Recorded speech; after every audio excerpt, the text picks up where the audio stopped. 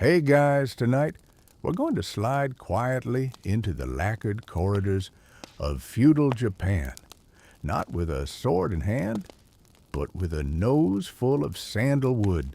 That's right, we're not storming a castle, we're sniffing armor. Imagine this, a samurai gleaming in lacquered plates steps out into the misty morning of the battlefield. Birds chirp, wind rustles the tall grasses, and there's a faint trail of cinnamon.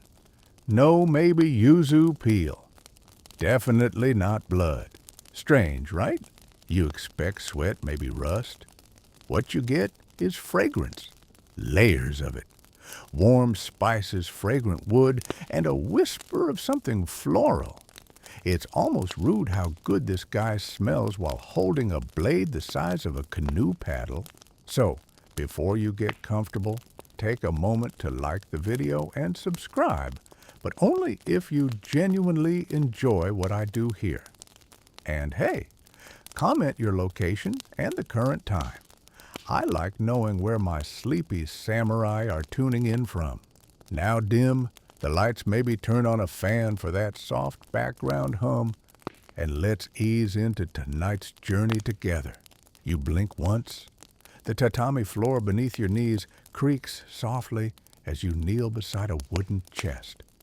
The scent reaches you before the lid even opens, a deep, earthy sweetness with an edge of dry citrus. You lean closer. Inside the chest are small drawstring bags, folded bits of rice paper, and little lacquered trays filled with crushed incense wood. Armor, no, not yet. First comes the perfume. This is the world of kodo, the Japanese way of fragrance. And while the tea ceremony and the calligraphy scrolls get all the attention, kodo is the quiet third sibling.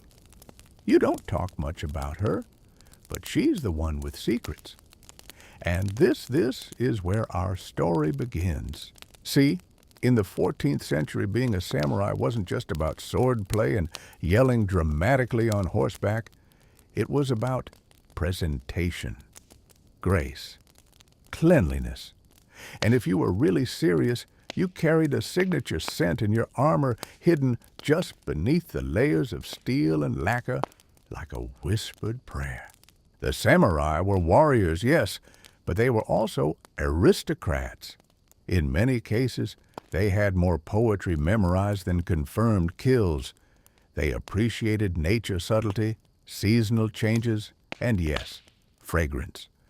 Before heading into battle, many would apply incense powder to their bodies or tuck sachets of aromatic wood inside the crevices of their armor. It wasn't to seduce their enemies, though let's be honest. If you smell like heaven and still defeat someone, that's an extra layer of psychological damage. The reasons for the perfume practice were many. At the surface, it was hygiene. Japan has a humid climate, and samurai armor was a sauna with rivets. Leather silk iron, it's basically a recipe for becoming a mobile locker room. The scent masked the natural, let's say, warriorly odors. But that's just the practical layer. Spiritually, the scent served as a preparation of the soul. Many samurai believed that death might come at any moment, especially before a duel or a siege. Wearing fragrance wasn't about vanity, it was about dignity. If your body was to be found on the field, it would be clean. It would be scented. It would be ready to meet the afterlife with honor. It's a poetic concept, isn't it? Imagine going to war knowing you might die and your concern isn't fear. It's, did I apply enough sandalwood to my gauntlets? And here's the quirk. Some samurai became known not for their swordsmanship, but for their fragrance. There are written accounts of warriors who left such a lingering scent on the battlefield that they were remembered for weeks. Not the killing blow, not the banner they carried, just the smell. Some even had custom blends, like a signature cologne, a dash of clove, a sprinkle of camphor, maybe a whisper of plum blossom. This was the ancient warrior's version of a brand deal. You start to get a picture, don't you? The battlefield wasn't just a mess of clashing swords and banners. It was also a cloud of incense-spiced air tinged with the faint sweetness of dried flowers. The smell of elegance just before the chaos. But what about practicality? I hear your modern brain asking, didn't this make them easier to detect? Yes, it did. And no, they didn't seem to mind. Apparently, the samurai code cared more about aesthetic death than tactical survival, because, as we'll explore more later, reputation was everything. And if your final act could include a pleasant olfactory experience, well, that's just good manners. There's a surviving story from the Sengoku period of a minor daimyo whose armor smelled so intensely of sweet wood that enemy scouts once followed the trail of scent through a mountain pass.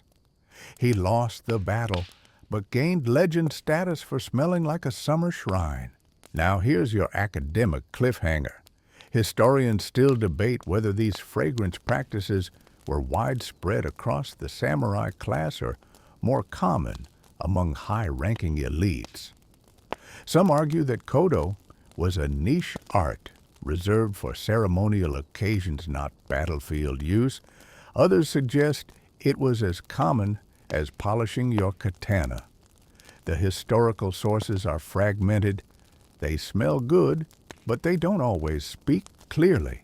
But while scholars squabble, one thing is certain: the samurai were not musty. They were musky, refined, layered. And while most of them died young and dramatically, they probably smelled great doing it. As the wind blows gently through your window, let that be your final image for the night. A silent warrior on a dewy hill armor, shimmering in morning light, the scent of incense curling through the air like invisible poetry. You wake to the sound of a bamboo wind chime, soft and erratic, like the clinking of distant teacups in a thunderstorm. The room around you is dim paper walls glowing faintly in the morning sun. The smell, still there, an undertone of warm pine and roasted bark, with something bitter lingering beneath.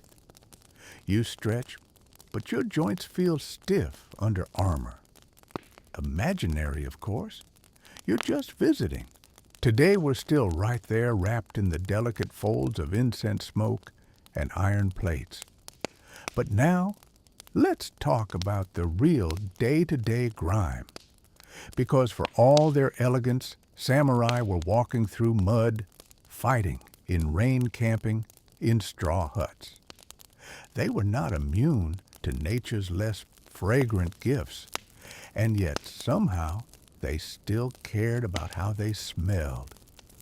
I can barely keep my socks from becoming sentient after a hike, and these guys were dousing themselves in crushed agar wood before rolling into combat. The connection between scent and status was deeply ingrained. It wasn't just about personal hygiene. Samurai equated physical cleanliness, and by extension, pleasant fragrance, with moral discipline. Being clean meant you had control over your body. Smelling refined meant your soul was equally curated. If you stunk, it wasn't just a social faux pas, it was a character flaw. So, now picture this. A young warrior, maybe 17, sitting cross-legged in front of a steaming basin. He dips a cloth into perfumed water, dabs the inside of his helmet, then presses the cloth to his neck and armpits. The room fills with a soft, woody aroma. The armor hanging nearby has already been dusted with crushed clove and cedar. His sword polished, yes, but also lightly rubbed with perfumed oil. And when he rides out to meet his lord, he does so smelling faintly of the forest after rain. Here's something a little off-center for you. Some samurai were so obsessed with their scent that they carried small lacquered boxes filled with powdered incense and herbal sachets. These boxes, kobako, weren't standard military issue. They were personal accessories akin to today's cologne travel sets. If your box was ornate enough, it might even show your family crest or clan colors. You weren't just fragrant, you were branded.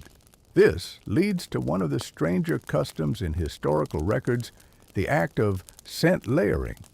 That's right. Some samurai didn't stop at one aroma. They'd layer multiple scents depending on the occasion. A lighter floral base in the morning, a stronger musky tone at night. They basically invented time-of-day fragrance strategy long before department store clerks were spraying wrists in malls. And it wasn't always solo work. High-ranking samurai sometimes consulted specialists to blend custom scents. These experts, sort of like pre-modern perfumers, used ingredients like benzoin cloves, sandalwood camphor, and even dried seaweed. The result?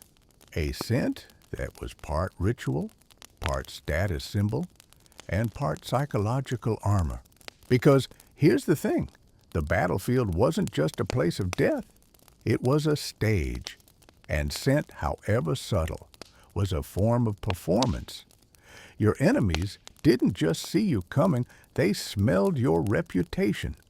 There's a recorded account from the late Muromachi period where two rival warriors actually paused mid-skirmish to comment on each other's perfume. Imagine that. Two guys in full armor, swords clashing, and then, is that plum blossom oil? Okay, maybe not exactly like that, but still. One notable historical figure, Lord Asakura Yoshikage, was said to carry incense sachets even during long marches. Not for luxury, he believed the scent would purify his thoughts. It's poetic, isn't it? You're trudging through mud. Your men are tired, your rice is cold, but your thoughts, oh, they smell like mountain mist and temple walls. Of course, not everyone was on board. Some stricter schools of martial discipline viewed these scented practices as indulgent. They believed true warriors needed only discipline and steel, not crushed rose petals and sandalwood sticks. These were the same people who probably thought sleep was optional and emotions were for peasants. Fun at parties, surely. Still, the idea stuck around for centuries. And while we don't have TikToks of 15th century samurai showing off their get-ready-with-me battle edition routines, there's enough in the scrolls and poetry to confirm fragrance mattered. Here's your academic debate for the night. Some historians argue that scent use in armor was more ceremonial than functional, that it didn't actually happen on the battlefield, but rather in peacetime rituals and processions. Others point to multiple battlefield records that suggest the opposite. So which is it, a war zone spa day or just well-perfumed pageantry? Honestly, it might be both. The Japanese appreciation for transience, beauty, and impermanence runs deep. And what's more impermanent than a scent? It lingers for a moment, maybe hours, but then it fades. Just like a warrior's life, just like cherry blossoms, just like victory. So, yes, carrying perfume in your armor may sound strange at first, but when you think about it, it's not so different from what we do now. You've probably spritzed on something nice before a date or dabbed cologne on your wrist before a job interview. It's the same idea, only swap out your blazer for a 70-pound suit of lacquered steel. The night air is cooler now, slipping through the paper screens like a polite ghost. Somewhere nearby, water drips steadily from a bamboo pipe, ticking time away in a rhythm older than language. you're still kneeling still inside that memory, that quiet dream of fragrance and steel. But tonight we're lifting a smaller object than a sword, just a sachet, or maybe a folded envelope of perfumed paper. Small, yes, but sharp in its effect. Let's talk about Nioi Bakuro, the tiny scent pouches tucked inside a samurai's armor, sometimes hidden in the breastplate, sometimes stitched into the fabric behind the neck. These sachets were the subtle heartbeat of a warrior's personal scent profile. What's remarkable isn't that they existed, it's how meticulously they were made. Like tiny apothecary boxes stuffed with dried citrus peel, sandalwood, clove, and sometimes powdered shells. You know, just in case your opponent had a good sense of smell and an allergy to elegance. These pouches weren't slapped together like a last-minute air freshener. No, they were crafted with intention. Carefully measured blends often created at home or with guidance from a family elder. And they weren't only for battle. Samurai used them at court, at poetry gatherings, during long winter rituals, and yes, even at funerals. You reach into the imaginary armor and feel one now a small square of silk, warm from body heat, with faint embroidery along the edge. It smells of old wood and dried citrus, maybe a little bit of spice, and it hums with a sort of power not loud, not aggressive, just confident, like a scent that knows you'll remember it even if you never learn its name. Now, for the delightful side note, samurai didn't always craft their own sachets. Sometimes they received them from admirers. That's right. We're talking courtship gifts. Imagine getting a love letter and a handmade scent pouch from someone you barely know.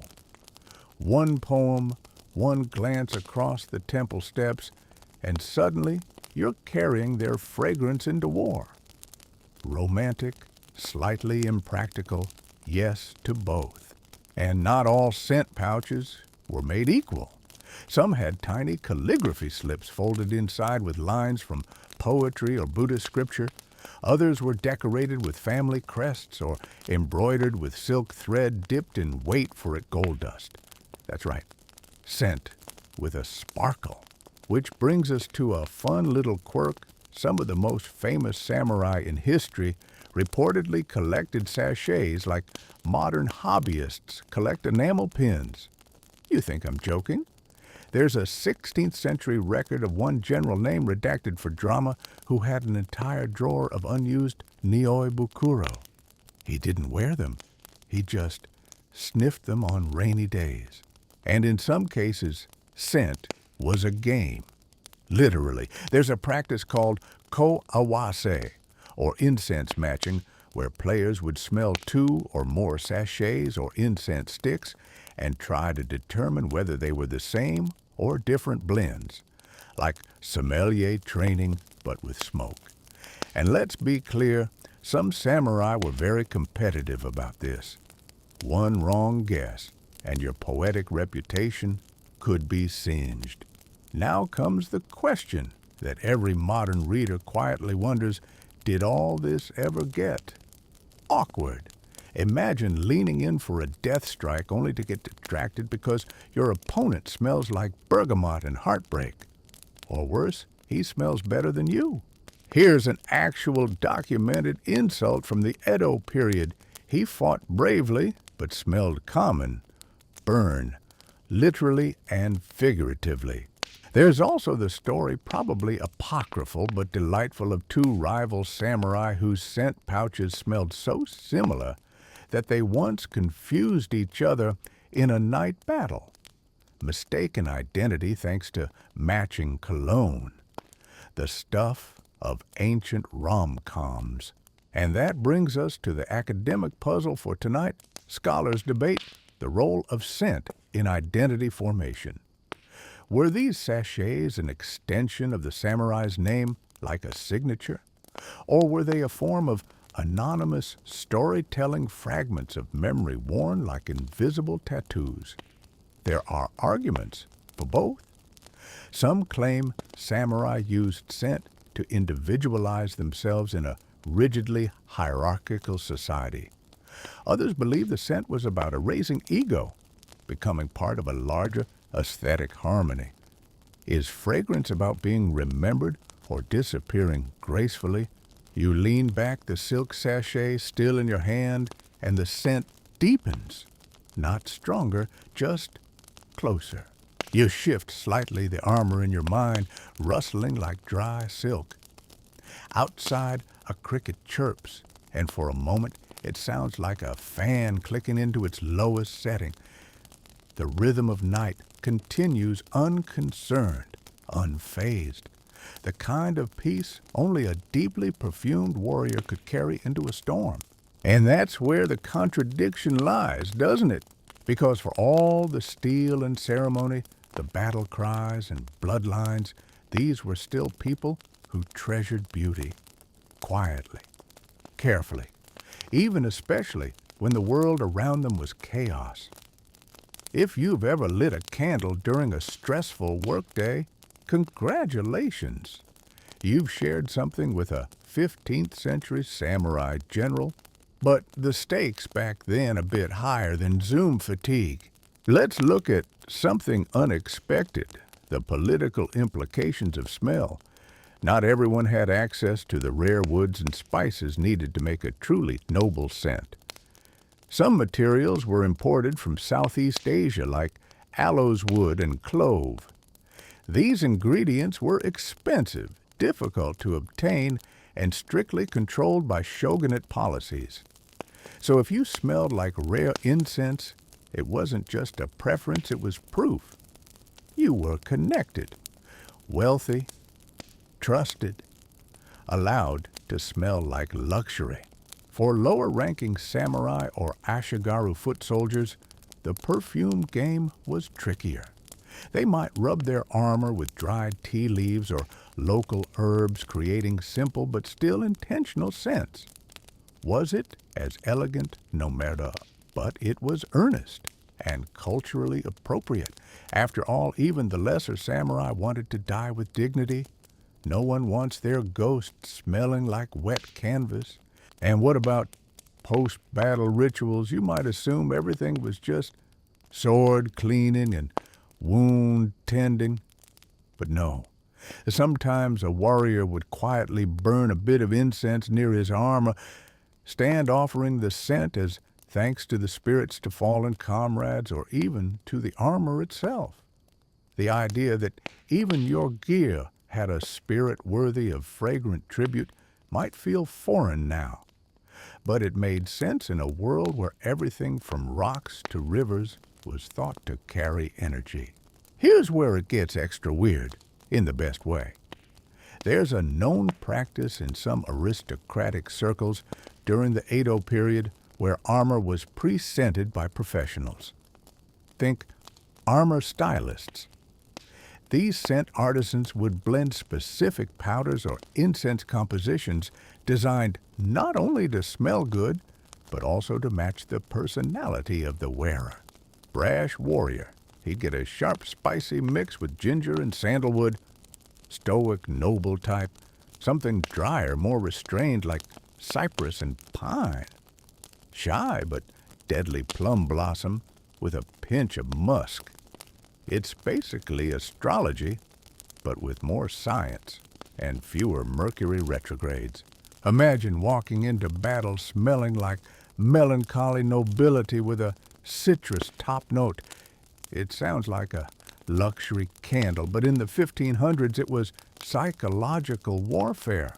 And one more thing, the armor itself would eventually absorb the scents after repeated wearings. Lacquer, leather silk cords, they're all porous to some degree. So a samurai's armor became a kind of scent diary. You could tell how often it had been worn, what kind of incense had been used even when it was worn. Spring armor probably carried a lighter floral note. Winter gear, something deeper, maybe more meditative. Over time, if preserved well, this scented memory lingered. There are museum curators today who claim to smell faint traces of incense when opening ancient samurai armor boxes, though, of course, that might just be imagination or very expensive conservation glue. And here's a fun historical aside. Some rival clans developed distinctive incense blends as part of their identity, kind of like sports teams and their mascots. But instead of yelling slogans, you just quietly smelled like your clan. You might not recognize the enemy's banner in the mist, but you'd know their cedar amber blend anywhere. It's almost poetic. Before we drift off, let's return to our big question tonight. Did scent really matter in the chaos of battle? Or was it a quiet rebellion, a reminder that even in a world full of war cries and blades, beauty still had a place? Maybe both. Maybe that's the whole point. You sit cross-legged in a quiet chamber, your fingers tracing the carved edge of a lacquered box. The smell of it, aged cedar old smoke, something softly spicy, pulls you back into a different time. It's peaceful here, far from the chaos of clashing steel and battle formations. And yet every object in the room belongs to a warrior, even the perfume. Tonight we're taking a closer look at the surprising overlap between battlefield preparation and apothecary work. Because being a samurai didn't mean just sharpening your sword. It often meant blending herbs, drying leaves, and creating powdered mixtures that wouldn't be out of place in a medicine cabinet or a perfumery. At the heart of this was Ko, the incense powder used for spiritual cleansing and personal fragrance. But don't be fooled by the name. This wasn't some single ingredient affair. Traditional samurai Ko could contain up to 10 or more components, each selected for a specific scent note, purpose, or season. And you thought making tea was complicated. The blending itself was ritualistic, not just thrown together in a bowl, but prepared with a sense of reverence. Mortar and pestle in hand, a warrior might mix finely shaved aloes wood, dried orange peel, cinnamon bark, star anise, clove, and sometimes bits of dried rose or orchid petals. These ingredients weren't just pretty, they were practical. Many had antibacterial or calming properties, perfect for travel stress or combat-induced existential dread. And here's your oddity of the night. Some of these ingredients were stolen directly from the household medicine shelf. That's right. Your future perfume was also your cold remedy. Dried ginger was common.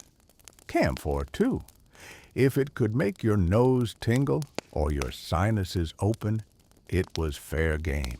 In fact, there's a documented recipe for one samurai's battle blend that included powdered chrysanthemum leaves, not because they smelled particularly strong, but because he believed the flower warded off evil spirits. Practical. Debatable. Stylish. Definitely. Let's not forget, scent wasn't always applied directly. Sometimes it was carried, sometimes worn, but occasionally inhaled. Deeply. Deliberately. Some samurai engaged in a practice called monko, the art of listening to incense. Yes, listening. Because in the poetic language of Kodo, you don't smell incense, you listen to it. A tiny charcoal square is placed on ash. A sliver of incense wood is laid gently on top. And then in complete silence, the warrior closes his eyes and breathes, slowly, purposefully, like meditation, but with bonus points for having excellent taste. This wasn't just to relax. It was a way to center the self, to block out distraction. A focused warrior is a deadly warrior, a focused warrior who smells like the gods, practically unstoppable. And sometimes incense was used to prepare the armor itself. Pieces of Lacquered chest plates were gently dusted with fragrant powders. Cloth bindings were steamed with herbal smoke. Even arrow cases were scented to prevent mold, yes, but also as a subtle flex. Imagine reaching back mid-battle and pulling out a perfectly scented arrow. That's class. Now for a quick historical fun fact. One surviving manual from the Edo period includes a guide to seasonal scent adjustment. It reads like an ancient version of a fashion magazine, suggesting warmer, heavier scents in winter, like clove cedar and cinnamon, and light floral or citrus notes in summer. It's basically Samurai Vogue minus the full color spreads. And yes, before you ask, some samurai did overdo it. There are letters from court officials gently and sometimes not so gently suggesting certain warriors tone it down. The fragrance arrives before the man one-letter notes and lingers long after he's gone. The burn is subtle. The message is not. But perhaps the most fascinating aspect of all this is how universal it became. Over time, the practice of blending and wearing personalized fragrance spread beyond just nobles. Mid-ranking warriors adopted simpler versions. Even some merchants eager to imitate the samurai class started commissioning scent blends. Of course, not everyone could afford a garwood. Some settled for pine needles and dried lemon peel, but the intent was there. Which brings us to tonight's academic whisper.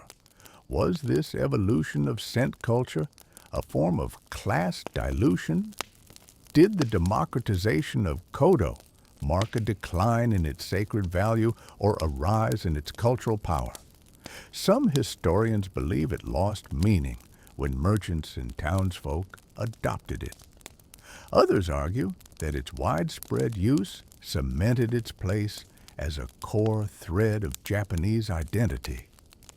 Beauty, after all, wants to be shared.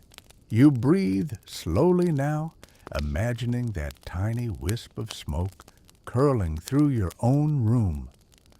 Maybe you even smell it? Something dry, woodsy, warm. Maybe it's in your head. Maybe your blanket absorbed your shampoo weirdly. Either way, it's working. There's a hush in the room now. The smoke from an imagined stick of incense coils through your thoughts like a lazy river, fragrant and slow. You shift slightly, feeling the mental weight of armor you're not wearing. Its plates, warm, it seems, laced tight. But under all that formality and steel, one thing remains close to the skin: pride. And tonight, we follow that pride straight into a ceremony you may not have heard of, but one that might just explain why a samurai would choose to sniff before striking. This part of the story begins in a quiet hall somewhere near Kyoto. Tatami mats line the floor, and low tables are scattered with ornate wooden boxes, scrolls, and tiny bundles wrapped in silk. No weapons here, no armor either. Just a dozen or so seated men warriors by profession, poets by temperament. They are not here to fight. They are here to smell. Welcome to a Kodo gathering. You've heard of tea ceremony, precise, serene, with just enough existential pressure to make you afraid of pouring anything. Kodo, however, is different. It's quieter, stranger, deeper. In this ritual, incense is not just enjoyed, it is judged. And so are you. Here's how it goes. Participants sit in a circle. A small heated censer is passed from hand to hand, each person carefully inhaling the rising scent and then making notes. No talking, just quiet observation. You don't smell incense in Kodo. You listen to it. Yes, really. In the poetic language of the ceremony, scent is a voice, and each wood tells a different story. And it's competitive. There's a game called Genjiko, named after the famous tale of Genji. Players smell 5 different incense samples, some of which are duplicates, and must decide which are which. They respond using a coded system of marks drawn on a slip of paper. If that sounds like high-stakes olfactory bingo, it kind of is. Samurai loved this. It was a way to flex refinement, memory, aesthetic sensitivity. You weren't just a killer with a katana, you were a scholar of scent. To win a Kodo game was a sign of high-taste discipline and a brain so finely tuned it could separate agarwood from sandalwood in a single breath. Not exactly battlefield skills, but in a society where honor was currency, every edge mattered. Now here's your delightful footnote. The tools used in Kodo were stunning. Tiny silver spoons for incense powder, gold-trimmed scent boxes, carved ivory tongs. One particularly extravagant set, used by a daimyo in the 1600s, included a censer shaped like a chrysanthemum and a carrying case inlaid with mother-of-pearl. Subtle, not exactly. Gorgeous, absolutely. And it wasn't just about the materials, it was about the formality. Participants often wore special robes for Kodo, and the room would be prepared in silence for hours. The charcoal used to heat the censer pre-shaped. The ash bed sculpted with a bamboo spatula to create the perfect airflow. This was incense as art, fragrance as philosophy. Now, here's the wild twist. Some of these ceremonies were held before going to war. Yes, you read that correctly. On the eve of major campaigns, samurai lords would sometimes host Kodo gatherings with their closest retainers. Not as a distraction, but as a form of mental preparation. The idea was that listening to the incense would bring clarity, help one reflect on impermanence, focus the mind on what truly matters, like a scented farewell. Can you imagine that today a general gathering his troops and saying, "Before tomorrow's siege, we'll be playing competitive aromatherapy. Bring your notes." Yet somehow, it worked. There's a record of one daimyo who insisted on a Kodo ritual before every military expedition. He believed the clarity it gave him helped avoid rash decisions. Others adopted similar habits, especially during long sieges when morale was low and the air smelled more like fear than cedar. Which leads us to tonight's academic fork in the road. Did Kodo serve as a cultural buffer against the violence of samurai life? Or was it a reinforcement of the same values that made them efficient killers? Some scholars argue that Kodo softened the brutality. Others believe it sharpened their ability to act with calm detachment. The incense didn't make them gentler, it made them focused. And perhaps that's the lesson. It's not about scent versus steel, it's how one shapes the other. How elegance can live right alongside danger. How a man who carries death in one hand might still pause, close his eyes, and inhale a note of sandalwood like it means everything. It's morning in your mind again, but not the kind that chirps with songbirds and hot tea. This morning is thick with mist, heavy with quiet. A distant drumbeat rolls through the hills, barely audible. You are not in a tea house or a Kodo hall anymore. You are in armor. But there's something strange. It doesn't smell like sweat or rust. No, it smells fresh, herbal. You shift beneath the weight of the lacquered cuirass and catch a whiff of what might be dried plum bark or perhaps mint. Either way, it lingers softly, clinging to the folds of cloth beneath your steel shell. Subtle, controlled, chosen. Tonight, we follow that thread of scent into one of the strangest corners of samurai life battlefield fragrance. Because here's the twist that breaks modern expectations wide-open scent didn't vanish when swords were drawn. It didn't stay behind on silk robes and tatami floors. It came with them, into the dirt, the mud, the noise, into war. Now let's set one thing straight. A samurai did not douse himself in perfume before every skirmish. This wasn't a cologne commercial, but on key occasions, particularly large-scale battles, final duels, or missions that might end in death, they made sure their scent was just right. Why, honor, of course. If you die, your body might be stripped, burned, or examined. Samurai feared dying dishonorably, which didn't just mean cowardice or defeat. It meant messiness. A warrior who was found stinking unshaven or unclean could bring shame to his family. But a warrior who smelled like sandalwood and citrus, now that's a ghost with style. In one famous anecdote from the 16th century, a commander named Uesugi Kenshin was said to carry incense powder into battle, applying it beneath his armor before every major campaign. He believed the scent clarified his purpose and kept him spiritually light. Whether or not it made his enemies dizzy is unclear, but it definitely made his troops remember him. Another General Maidatoshi allegedly commissioned a special armor liner infused with dried herbs and wood chips. The scent would activate as he sweated like ancient performance wear samurai edition. Practical. Actually, yes. His men believed it helped keep insects away and improved his focus. And since nobody had invented deodorant yet, it probably wasn't the worst idea. Still, battlefield fragrance was risky. Too much, and you gave away your position. Too little, and you risked smelling like a battlefield latrine.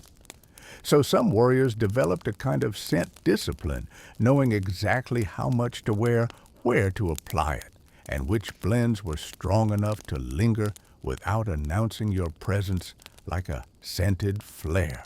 And here's your bizarre little nugget of the night. Some scent pouches were deliberately placed in the helmet, right at the back of the neck.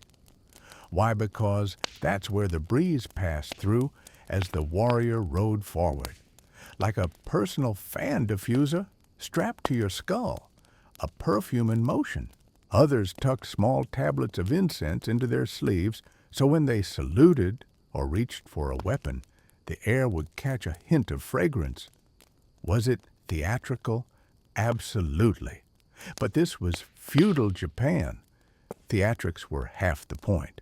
Let's not forget the symbolism either.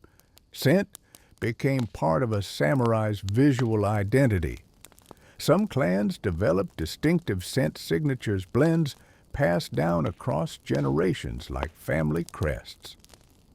If your armor bore the scent of your ancestors, you weren't just fighting for your name. You were literally wearing your legacy.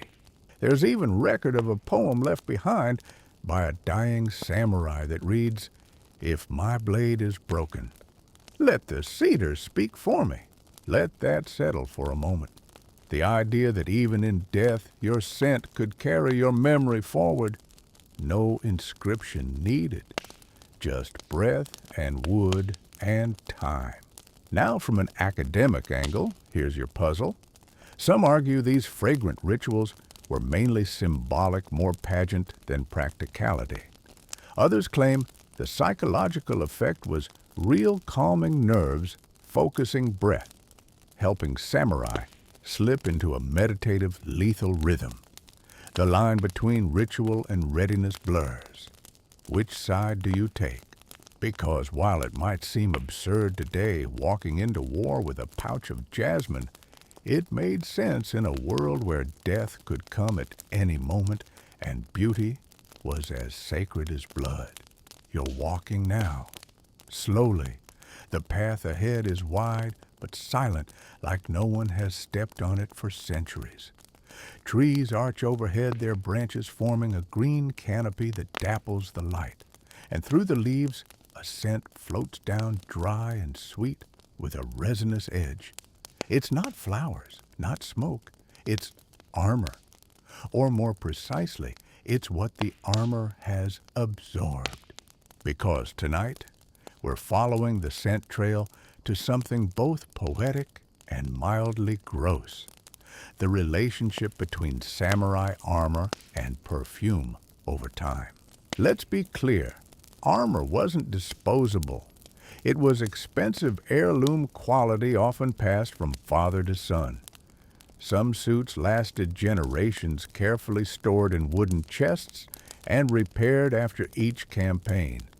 But here's the twist armor remembers, especially when it comes to scent. Lacquer, leather silk cords, hemp linings, they all absorb odor. A freshly scented warrior might only wear his armor a few times before the fragrance began to cling. And over time, that scent aged. It mellowed. It shifted. In a way, the armor developed its own personality. Imagine opening an old chest after 40 years and catching a breath of what your grandfather wore into battle. Not dust, not mildew. Something deeper, resinous wood, old smoke, and the faintest note of clove. It's like a ghost with excellent grooming habits. Some warriors noticed this and began to intentionally season their armor. That is, they'd apply certain scents repeatedly, hoping to create a kind of base layer that would outlast any single wearing. Like seasoning a cast iron skillet, but with sandalwood. One particularly meticulous daimyo reportedly applied a thin dusting of incense powder to the inside of his armor before storing it each winter. Why, so that when spring came and he returned to training, the scent would already be there like an old friend. Now here's where things get quirkier. Some suits of armor were believed to be haunted not by spirits, but by scent. There's a record from the early Edo period of a retainer who refused to wear his master's armor because it smelled too alive. That sounds poetic, but also kind of terrifying. What exactly does too alive smell like? Sweat and sage ghost cologne. And then there's the question of status. Just like designer labels today, the scent of a suit of armor could reflect its owner's social rank. A blend with imported agar wood or musk meant you were upper class, something more herbal and local, respectable, but provincial. This hierarchy of fragrance wasn't written down, but everyone knew it, which leads us to the unofficial sniff test used by some guards and retainers. Before entering a formal chamber or speaking with a lord, a warrior might be asked to remove his helmet, and his scent would be noted. Too strong, disrespectful. Too faint, unkempt. Just right. You passed. This may sound absurd now, but consider the level of discipline required. In a world where warriors trained for years to perfect a single sword stroke, crafting a consistent, refined scent was just another kind of mastery. Let's not forget the regional differences either. In the Kanto region, warriors tended to favor stronger smoky scents, perhaps influenced by the harsher winters and more aggressive political landscape. Down in Kyoto, however, things were more refined. Florals, citrus peel, delicate spices. You could practically guess a samurai's hometown by smelling their sleeves. Okay, maybe don't try that. Consent is important, and while all this scent preservation might sound lofty, it sometimes got too real. There's a record of a storage room being sealed off for a full week because the combined aroma of dozens of armor sets was considered overwhelming. Picture a room full of 300-year-old potpourri wearing swords. This brings us gently to our academic detour of the night. Can scent be considered historical evidence? Some researchers argue that preserved fragrance in artifacts, armor letters, incense boxes can provide insight into trade routes, cultural exchange, even emotional expression. Others say scent is too subjective, too ephemeral to be taken seriously by historians. But here's the thing. Scent may fade, but the memory of scent doesn't. One whiff of something familiar and you're transported. For a samurai, that could mean remembering a childhood temple, a battlefield morning, or a moment of peace before the storm. So maybe it's not about preserving the exact smell. Maybe it's about preserving the story. There's a chill in the air tonight, not the kind that bites, but the kind that hovers like breath, lingering in the stillness before a bell chimes. You imagine a corridor lit only by paper lanterns. The walls curve softly inward, the floor creaks like it's remembering something. And on the far end of that corridor, standing motionless, is a samurai. He's not sharpening his blade. He's kneeling, eyes closed, hands folded in his lap. A single coil of incense burns in front of him. Tonight, you learn that scent was not just armor, it was prayer. Because while samurai were men of discipline and violence, they were also steeped in spiritual practice. And in many cases, incense wasn't merely cosmetic. It was sacred, a barrier between the physical world and the unseen, a way to cleanse not just the body, but the intentions of the soul. Before heading to battle, some warriors would perform quiet rituals involving incense. Not grand ceremonies with trumpets or speeches, just small, deliberate acts. A pinch of koh powder rubbed into the palms, a line of ash drawn along the collarbone, a breath taken with the same care you might give a final word. It wasn't about superstition. It was about readiness, about aligning one's body and spirit so precisely that death, if it came, would not find you disordered. And so fragrance became a kind of shield not against swords, but against fear.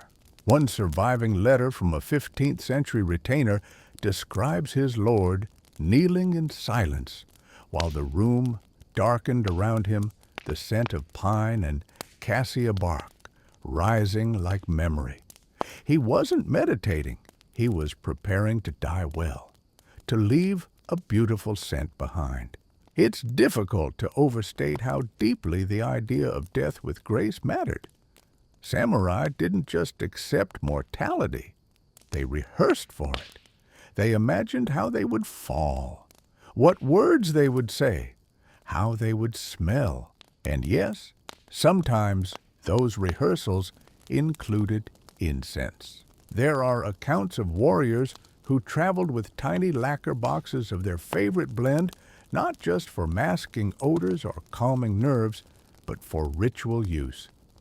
In moments of deep uncertainty, surprise attacks, failed missions, illness on the road, they would burn. A pinch breathed deeply and center themselves. It was the emotional equivalent of drawing a deep breath and fixing your collar before walking into court. You might be wondering, how common was this? Were all samurai part-time priests with incense in their sleeves? Not quite. But among the more cultured clans, those based near Kyoto or Nara, it was a respected tradition. Many were trained in Zen or Shinto practice, and incense rituals were part of temple life. It wasn't strange, it was expected. Like brushing your teeth before an exam, only the exam might be a duel, and brushing involved plum blossom powder. And here's the curious detail. These rituals weren't just for individuals. Entire platoons sometimes participated in scent preparation before large-scale sieges. Not chanting, not shouting, just silent alignment. One chronicle from the siege of Odawara describes a squad of archers receiving packets of dried herb blend, basil, cinnamon, sandalwood to rub along their wristbands, so that their spirits would not fray, the commander said. Which leads us to tonight's tiny but powerful tangent scent as command. Some commanders used incense not only for personal use, but to control the mood of their men, a smoky pine blend before a long march to increase focus, a soft floral note before a night raid to calm nerves. Did it work? Maybe not in a scientific sense, but psychologically, it was structure, and in the chaos of war, structure smells a lot like safety. This idea even crept into enemy lines. During the Warring States period, rival clans would sometimes try to intercept scent shipments, specifically rare incense materials being delivered to high-ranking opponents. One intercepted shipment reportedly contained powdered eaglewood, cinnamon bark, and a note that simply read, "May you breathe clearly before you fall." Ouch. And now, for the scholarly reflection drifting on tonight's wind, did incense blur the line between the sacred and the strategic? Was it a genuine spiritual practice, or just another tool of morale and manipulation? Some historians say it was ritual purity. Others say it was battlefield propaganda. Maybe like all powerful tools, it was both. There's a pause in your thoughts, the kind that stretches thin like smoke in the evening air. No movement, no footsteps, just the feeling that something important has already happened and you only just missed it. You follow the scent because it's always the scent that lingers. And tonight, it leads you into one of the more theatrical corners of the samurai world, the silent duel of signature fragrances. That's right. We're entering the age of competitive scent. In a world without cologne commercials or celebrity endorsements, some samurai still found a way to make their personal fragrance unforgettable. Imagine stepping into a room and hearing someone whisper, "He's here. I can smell him." No announcement needed. You've become a presence, a walking mood. Let's start with the basics. The concept of a signature scent was not exclusive to noblewomen or court poets. Samurai, especially in the Edo period, often developed personalized incense blends meticulously adjusted to match their personality status and intent. Some were fierce and smoky. Others were subtle and warm. And yes, there were even scent profiles considered intimidating. These weren't random mixtures tossed together like medieval potpourri. No, the crafting of a warrior's scent was an art form. Ingredients were chosen for symbolic meaning, medicinal quality, and spiritual effect. Cinnamon bark for energy, clove for clarity, agar wood for wisdom, musk for, well, drama. One document from the late 1600s lists over 50 recognized scent components, each with specific emotional or philosophical associations. Some combinations were so iconic that others tried to replicate them unsuccessfully, of course. Because you can borrow a sword, but you cannot fake a scent. Let's talk about duels of fragrance. Not literal sword fights, though, to be honest. That wouldn't surprise us at this point, but subtle sniff-based rivalries. Picture this: two samurai rivals in rank and ambition, both invited to the same tea ceremony. The first arrives with a scent of dried plum blossom and amber, refined, gentle, understated. The second arrives with sharp sandalwood and powdered pine, clean, powerful, a little arrogant maybe. They bow politely, they sip tea, they discuss poetry. But make no mistake, they are locked in combat. Every movement, every sleeve flick, every deep inhale across the tatami mat is calculated. The other guests feel it too. Something smells tense, someone might whisper. It wasn't always just posturing. In some cases, a samurai's scent could impact how they were perceived politically. A bold fragrance might suggest confidence or arrogance. A too light one might be interpreted as weak, forgettable. Subtle balance was the key. Make an impression, but don't overwhelm. Leave a memory, not a migraine. And here's the quirky historical tidbit. Some samurai families developed house scents, specific blends used exclusively by members of that lineage. These weren't mass-produced. They were kept in secret scrolls recorded in poetic riddles that only the heir would understand. One such record includes the line, "When the moon fades and the peach branches dry, let the third drawer yield the night's memory."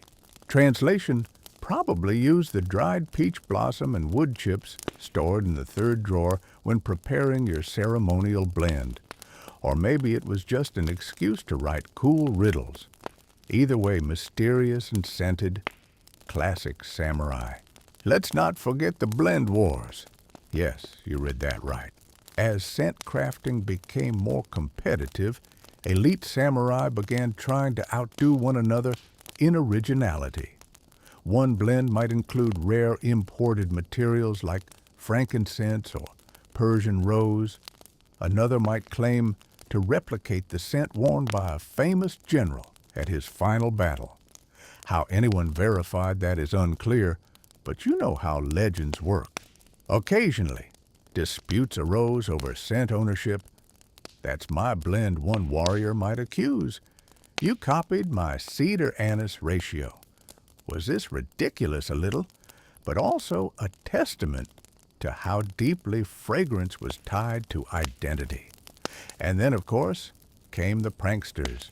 Some lower-ranked samurai reportedly mixed bad scents on purpose to distract opponents.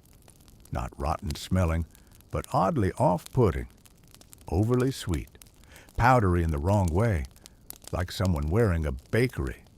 This practice was frowned upon, of course, but it happened. In one particularly amusing record, a duel was delayed because one fighter kept sneezing every time he got within striking distance. Which leads us gently to tonight's academic nudge consent. Be considered a form of non-verbal communication in historical Japan. Scholars have debated whether these fragrance choices functioned like spoken dialects, signaling intent, background, emotional tone. Others argue it was more like fashion, optional, expressive, but not always read the same way. Perhaps it was both a language without words, but heavy with meaning. Now you can let the rivalry fade. The incense coils are gone. The room is quiet again. Just the memory of plum and pine lingers soft as silk. You're standing before a box now. Not just any box. It's black lacquer, perfectly square, with a surface so polished it reflects the candlelight like a still pond. Tiny mother-of-pearl inlays shimmer along its edges, forming curling wisps of smoke or maybe waves. You reach out and lift the lid. It doesn't creak.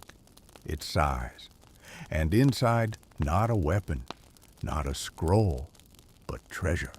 Tonight, we descend into the beautifully obsessive world of samurai incense boxes, the kind of handcrafted, finely decorated, borderline absurd objects that somehow feel both over the top and absolutely essential. Because if you're going to carry sacred powder into battle, you might as well carry it in something that could also sit in a museum. Let's begin with the basics. The box called a kobako was more than just storage. It was a statement, a ritual object, and depending on your wealth, a low-key flex. These boxes were designed to house incense powder, scent sachets, tiny tools for preparation, and sometimes folded slips of poetry or scripture. They came in all shapes, though most were palm-sized, perfect for tucking into armor, travel bags, or a sleeve. A wealthy samurai's kobako might be inlaid with gold dust carved from rare woods like cherry or paulownia, or decorated with clan crests and painstaking maki lacquer. Some even featured tiny interior compartments like the drawers of a jewelry box, where individual ingredients were stored separately to preserve their potency. And they weren't just practical, they were symbolic. Owning an ornate kobako was a sign that you were cultured, controlled, that you took your scent as seriously as your sword play. The box became an extension of the self just as much as your blade or your poem. It held your secrets, your rituals, your preparations. It was a container for the invisible. And here's where things get wonderfully weird. Samurai often gave kobako as gifts, but not casually. No one was tossing these into gift bags with tissue paper. No offering your personal incense box, even temporarily, was an act of profound trust. It said, I give you my scent, my calm, my legacy, intimate, serious, a little dramatic, but that's samurai culture for you. In one recorded case, a high-ranking warrior left his kobako to a close friend before heading into what he believed would be his final battle. If I fall, he wrote, burn this on my armor. Spoiler, he didn't die. But the friend kept the box unburned for the rest of his life. And then there were the collectors. Yes, collectors. Some samurai families, especially in the Edo period, became connoisseurs of kobako design. They commissioned artists, lacquerware masters, and craftsmen to create boxes not just for use, but for admiration. Display shelves were built. Catalogs were written. At least one diary from 1742 describes an entire afternoon spent comparing the warmth of hinge closures between boxes. This, my friend, is the spiritual ancestor of the modern unboxing video. Now let's talk about combat durability. While most of these boxes were made for ritual use, some were crafted specifically for travel. Reinforced corners, tight sealing lids. One famous general had a travel kobako made from ironwood, dense, heavy, and reportedly fire-resistant. The kind of object you could lose in a river and still use later to calm your nerves with a pinch of dried sandalwood. And here's your peculiar detail of the night. A few kobako were shaped like things. A lotus bud, a miniature helmet, even in one case, a curled-up cat. These weren't for combat. These were luxury. But they tell you something essential. Scent for the samurai was not just a function. It was play. It was identity. It was love of form. Now for the academic scent trail, some researchers believe the evolution of kobako parallels the rise of samurai as a bureaucratic and cultural class during the Tokugawa era. When battles slowed down, warriors turned inward to calligraphy, poetry, and scent. The box, once a pre-war talisman, became a peacetime hobby, a symbol of inner cultivation. Did this mark a decline in martial spirit or a deepening of personal refinement? You can smell both arguments. You return the box to its place on the wooden shelf. It sits there quietly, like a sleeping thought. But the scent lingers in your sleeve, soft and powdery, like you borrowed something you weren't supposed to touch. You wonder what other stories are locked inside those boxes, what memories lived in their hidden corners. Because these weren't just tools, they were memory vessels. Many kobako carried more than incense. Tucked underneath the scent compartments were scraps of paper, haiku prayers, farewell notes. Some held lockets of hair or tiny pressed flowers from a battlefield hill or a temple courtyard. These objects weren't practical, but they were anchors. A warrior could open his box, smell a blend from childhood, and remember why he fought or what he missed. Some samurai passed down their kobako like heirlooms, along with instructions. Use only in spring. Burn this only when you feel you've failed. Others left theirs sealed with strict orders. Do not open. Only smell. There's something oddly beautiful about that, a gift of scent without access. Like a perfume bottle you're never meant to uncork, just hold close. And then, of course, came the fakes. Because where there's prestige, there's imitation. By the mid-Edo period, the rising merchant class had taken a keen interest in samurai aesthetics, armor swords, calligraphy, and yes, kobako. Workshops began churning out decorative boxes for commoners, some modeled on real warlords' designs. Some were honest homages, others were outright forgeries. One scandal in 1783 involved a Kyoto artisan who sold a dozen authentic warrior incense boxes to tourists, only to be exposed when one of the boxes included sandalwood from Nagasaki that hadn't been imported until 30 years after the supposed owner's death. Oops. But even these fakes had power, because the scent was real, the care was real, and for some people, that was enough. They weren't trying to impersonate a samurai.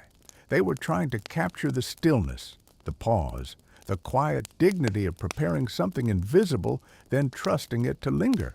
A few eccentric lords even turned their kobako into performance art.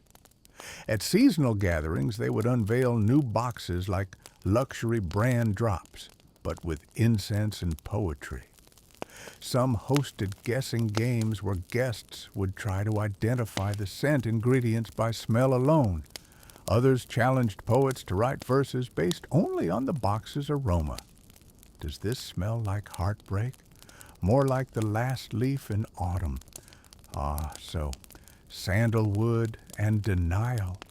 Now let's talk politics, because nothing stays pure forever. As scent culture became fashionable, kobako began appearing in official diplomatic gifts. Shoguns sent them to governors. Daimyo traded them as tokens of allegiance. Some even had propaganda etched into their lids, proverbs, military victories, or veiled warnings disguised as verse. One particularly aggressive design from the Shimazu clan bore the inscription, "Even smoke finds its way through armor." Subtle. In some cases, the box was more valuable than the scent inside. Foreign visitors to Japan during the 17th century were often gifted incense sets, but historians believe it was the craftsmanship of the box, not the powder, that impressed them most. One Dutch trader described a gift as a black container of strange perfume and stranger silence, which brings us to a final moment and a quiet question: can an object remember? Because sometimes when historians open these ancient boxes, they find nothing inside. Just dust, no labels, no poem. But when they lean in, there's still a scent. Barely there, a whisper. That's what kobako were for, not just holding powder, but holding time, holding breath, holding the presence of a man who once chose to carry peace with him, folded in lacquer, waiting to be opened only by someone who understood. You're outside now, finally stepping beyond the walls of tea houses, incense halls, and polished corridors. The ground beneath your feet is soft with pine needles. A chill brushes past, not sharp, but enough to remind you that you're walking into a forest, not just any forest, but the quiet green edge of a battlefield. And the samurai standing there, he smells amazing. Tonight, we explore the contradiction at the heart of samurai culture how a class of people known for ruthless discipline, political intrigue, and poetic death somehow managed to smell like a flower shop during spring festival season and still be taken seriously. Let's rewind. The 15th century, Central Japan. Warring states, shifting alliances, and thousands of warriors moving across rough terrain in armor so heavy it groaned at the joints. But even in the middle of that chaos, commanders were still selecting incense blends. Foot soldiers were still rubbing scent pouches into their sleeves, and some samurai were revered for their fragrance more than their ferocity. This is not just a quirk of culture. This is a window into something deeper, because in the warrior code, Bushido grace was not weakness. In fact, it was the final proof of control. Anyone can swing a sword. Anyone can yell into a storm. But to carry yourself with elegance to make people weep before you draw your blade simply because you smell like rain and memory, that's power. Let's meet one of them, Saito Dosan, known to his enemies as the Viper of Mino, ruthless, cold, politically terrifying. But among his retainers, he was the clove wind. Why? Because even on campaign, his tent was said to smell of clove, nutmeg, and dried persimmon bark. His armor lightly dusted with a blend known for sharpening focus. His reasoning? If they smell me before I strike, they won't forget who ended them. Oof! He wasn't alone. Another famous daimyo, Mori Motonari, was rumored to wear 3 different scents during a campaign, one for meditation, one for speeches, and one for night raids. Allegedly, the night raid scent was so distinct that enemy scouts learned to flee if they caught it on the breeze. Now that's brand identity.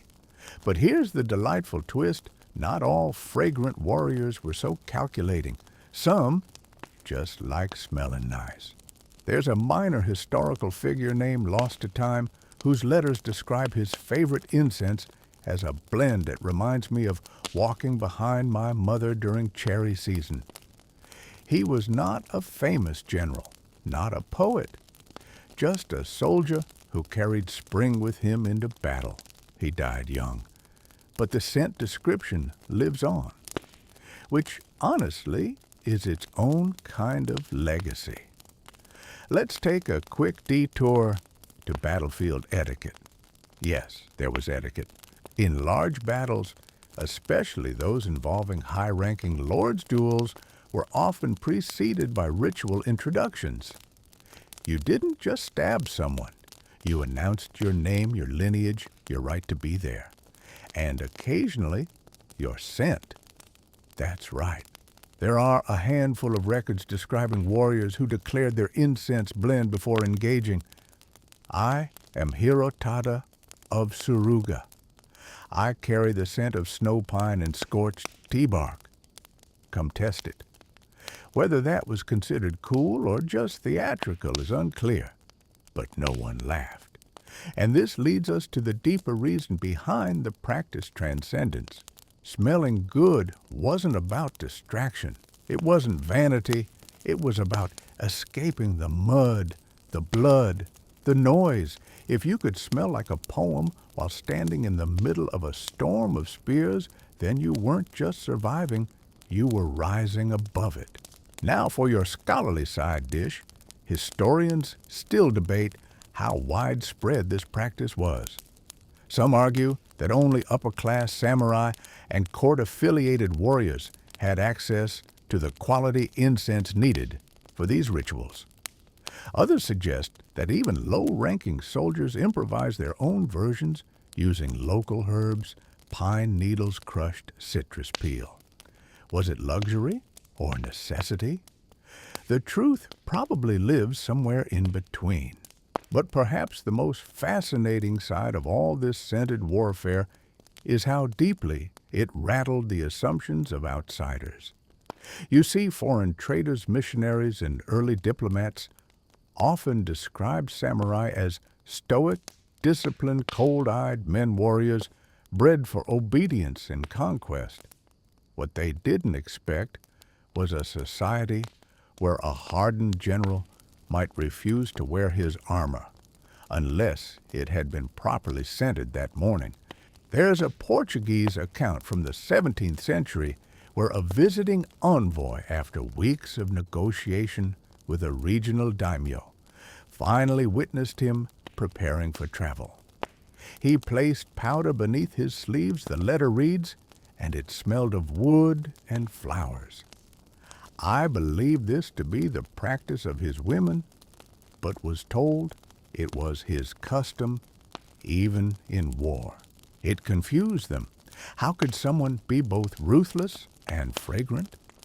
To the outsider, it felt like contradiction. But to the samurai, it was consistency. One did not interrupt elegance simply because violence was imminent. If anything, that's when it mattered more. Let's pause here and revisit the idea of presence. In samurai culture, the way one entered a room mattered. How you bowed, how you moved your sleeves, how you placed your sword, and yes, how you smelled. A subtle but memorable fragrance made people notice. It spoke before you did. It lingered after you left. It became part of your name, and it was earned. Crafting a signature scent took years of refinement. Some warriors would train their noses like musicians train their ears. They could recognize a gar wood from different regions, identify the drying patterns of sandalwood chips, even sense the difference between spring-harvested and autumn-harvested spices. This wasn't casual. This was mastery. And while not every warrior had the wealth to afford rare imports, many took pride in cultivating scent from local herbs and woods yuzu, peel, cedar bark, sweetgrass. Even simple blends made carefully and worn with purpose carried great weight. Which brings us to one last detail that's rarely discussed: funerals. Yes, even in death scent mattered. A samurai's body was often prepared with incense before cremation or burial, not just to mask the natural process of decay, but to guide the soul. The belief was that a beautiful scent could elevate the spirit's passage, helping it detach from the earthly realm with clarity and grace. Some clans even had designated funeral scents formulas used only upon a warrior's death. These blends were somber grounding and incredibly rare. To smell one outside of ceremony was considered taboo. It was scent with silence built in. And if you were very lucky, very loved, you might have a sachet placed inside your armor chest so that even your memory would carry fragrance, not just for you, for those who survived you. The air tonight feels different, lighter somehow. You imagine slipping through a courtyard lined with bamboo, the stones beneath your feet smooth from centuries of footsteps. Overhead, a breeze carries the faint scent of plum blossoms. But it isn't spring. That's the strange part. The trees are bare, the flowers are gone, and yet the scent lingers. That's when you realize it's not coming from the trees. It's coming from someone. Tonight, we drift into the softer side of the samurai story, the kind of detail that history books usually tuck into the margins.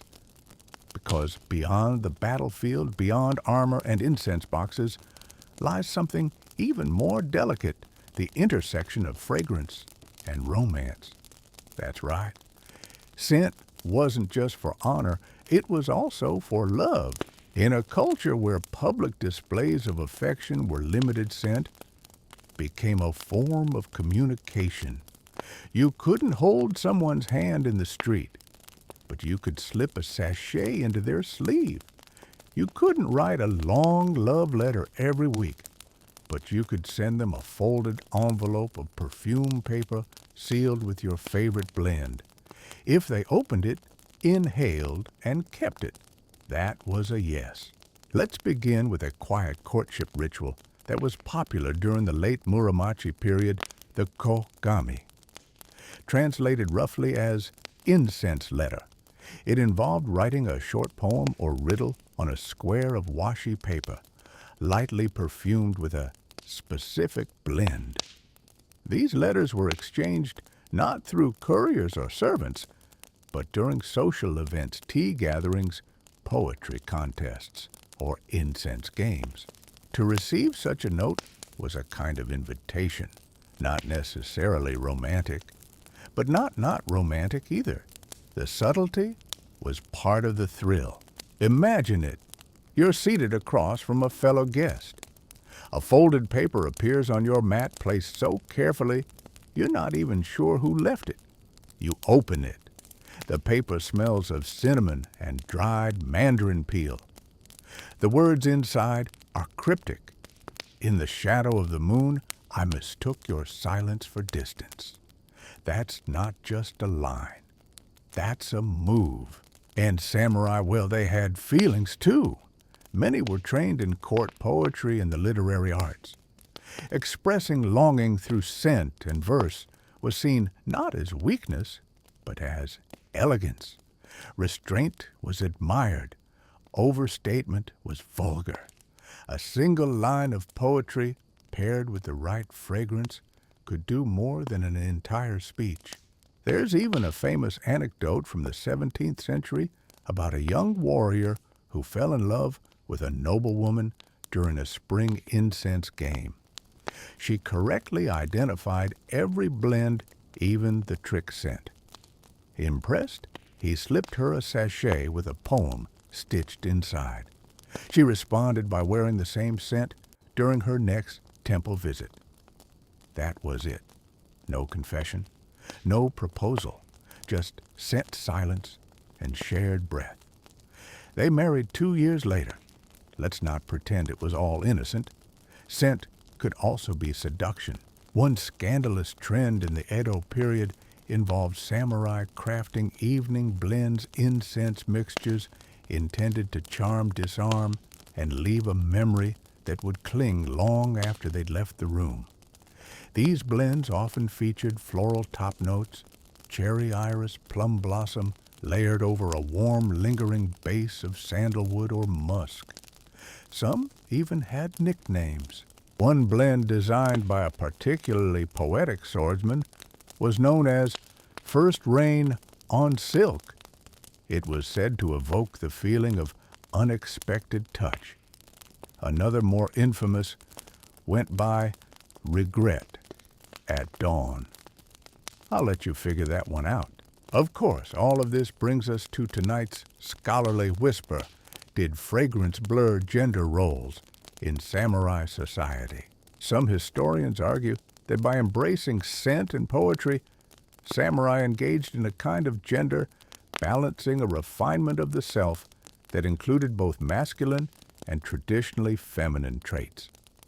Others claim it reinforced elite masculinity by showing that a true man could wield a sword in one hand and a flower in the other. Whichever side you lean toward, one thing is clear: the samurai world had space for softness. And in that space, scent bloomed, and not just for men. Women, especially noble women, were deeply involved in incense culture. Some were trained in kodo from childhood. Some became legendary for their ability to blend, identify, or even weaponized fragrance. There's one account of a lady who wore a perfume so memorable that a man broke off an engagement because he couldn't stop comparing his fiancée's scent to hers. Awkward. This created a fragrant dialogue across gender and class. Blends were exchanged, letters scented, memories built on nothing more than breath. And yet they lasted. You're inside again this time, in a room with sliding screens, low light, and the kind of silence that isn't empty, but expectant. Somewhere nearby, Water drips into a stone basin. It echoes faintly like a clock with no hands. The walls are blank, but the air is rich smoke curling slowly from a brazier winding its way through memory. But something's off. This isn't the clean, elegant scent of sandalwood or citrus peel. This is something darker, heavier, almost forbidden. Tonight, we open the lid on a curious chapter of fragrance history, the censored scents. That's right. While incense was revered, refined, and sometimes romanticized, there were certain blends that made officials nervous, certain combinations that crossed a line from spiritually uplifting to culturally dangerous. And yes, some scents were banned. Let's begin with context. During the Edo period, Japan entered a long phase of relative peace and strict social control. The Tokugawa shogunate valued order, clean lines, clear classes, proper rituals. That meant sumptuary laws, rules about what people could wear, what they could own, and yes, what they could smell like. Incense, once a battlefield ritual and aristocratic pastime, had become trendy. Merchants, actors, artists, even ronin began wearing and crafting personal scent blends. The problem, some of these blends were too good, too bold, too noble for their station. One record from 1723 outlines a complaint by a government official about a lowly cloth seller from Osaka, who enters court wearing the scent of roasted orchid and pine, a fragrance reserved for warrior class rituals. In modern terms, it was like showing up to a business meeting in a general's uniform. Smelling expensive was starting to smell like rebellion. The solution: control the ingredients. By mid-century, a list of restricted incense components was quietly circulated among incense masters.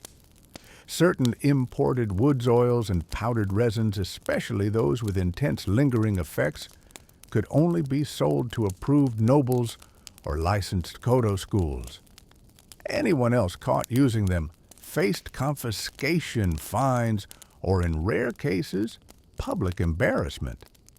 Imagine being scent-shamed legally, but it didn't stop there. Some scent blends became associated with political protest. One particularly infamous blend, nicknamed Silent Bell, combined cassia bark tobacco flower and bitter orange. It wasn't loud, but it lingered. The scent became a subtle marker for discontented intellectuals, artists, and samurai who had no battlefield but still wanted to make a point. If someone walked past and left a trail of Silent Bell, it didn't mean, "Notice me." It meant, "I see what's broken." Needless to say, the shogunate wasn't a fan. One shop was shut down for corrupting the neighborhood air. Another incense master was reportedly banned from selling at temples for blending a scent deemed too emotionally provocative. The official wording was, "It causes unrest in the chest. You can't make this stuff up." And of course there were the scandalous scents. Some blends were banned not for politics, but for passion. Heavy musks, intoxicating florals, blends that lingered on fabric for days and were allegedly used to conceal clandestine affairs. Scent, as Alibi one monk wrote, is an art darker than ink. This brings us to the core of tonight's academic dilemma. Can a scent be dangerous? Can something invisible, intangible, and temporary carry enough weight to threaten the order of society? Some scholars argue, yes. Fragrance, like language, can be coded subversive and symbolic. Others say the bans were more about class anxiety than scent itself. Either way, the nose knew. But not all forbidden scents were political or romantic. Some were just strange, odd blends, bizarre ingredients, or combinations that defied the delicate balance Kodo masters had cultivated for centuries. One banned mixture recorded only in fragments was called Deep Mirror. It allegedly combined powdered leather, salt-preserved plum blossom, and a trace of pine soot. Those who smelled it claimed it caused vivid dreams, some pleasant, others unsettling. A monk who once encountered it wrote, "I saw a memory that was not mine." That line alone was enough to get the formula removed from incense catalogs for nearly a generation. You might think the shogunate overreacted, but scent was more than aesthetics in that world. It was ritual memory reputation. A man's fragrance could say more about him than his title. It could soothe or unsettle, seduce or shame. If a scent unbalanced someone, it unbalanced everything.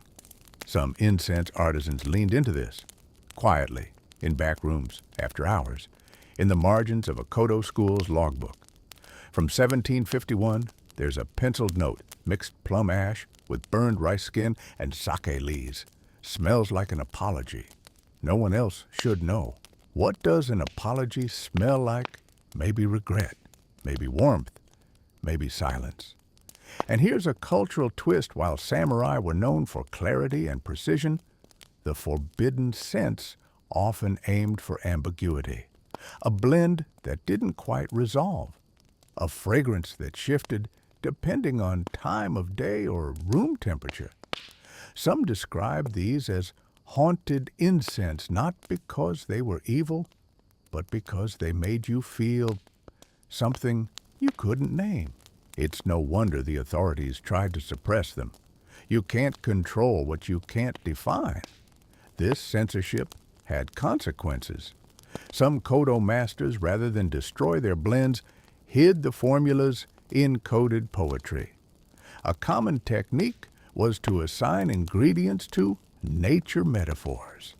For example, the breath of mountains in early thaw rests beside stone fruit beneath the shade of regret. To the trained nose, that might mean camphor pickled plum and burnt sandalwood. But to the average reader, just a melancholy little verse. Entire schools of incense composition became whisper cultures passed only through trusted students. Even then, some blends were never spoken aloud. They were handed over in silence or through gestures, or burned once and never recreated. Not because they were dangerous, but because they were complete. Think about that for a second. Creating something so delicate, so emotionally calibrated that it only needs to exist once, and then it's gone. Like a perfect sentence whispered in the dark. Of course not everyone honored that ideal. During the late Edo period, underground markets for forbidden incense flourished in port cities. Some traders sold dual sense formulas designed to unsettle the opponent's concentration during sword fights. These were banned fast, but their popularity never fully disappeared. Others sold farewell powders, tiny packets to be worn before secret departures. Some were used by lovers, some by assassins. Either way, the effect was the same, a lingering memory even after the door closed. And in a final poetic turn, a few rule breakers turned up centuries later in museums. Conservators opening private cabinets found sachets wrapped in old silk, marked only with symbols. When tested, the contents defied classification. Blends that didn't match any known scent family. One researcher simply wrote in the notes, "It smelled like being looked at." And so the forbidden scents remained half memory, half myth. Not gone, just unspoken. You're in a library now, but not the dusty, echoey kind filled with scrolls and scholars mumbling over tea. This one's quiet in a different way. The light is golden, filtered through latticed windows. Shelves stretch along the walls, not with books, but with boxes, drawers, tiny labeled compartments. Each holds something soft, something fragrant. Tonight, we step into a forgotten archive, the scent libraries of samurai families. Yes, you heard that right. Long before Google Drive or filing cabinets, long before signature colognes and scent branding became industries, certain samurai households were building entire collections of incense blends, each with its own purpose, memory, and history. Not for sale, not for display, just to keep.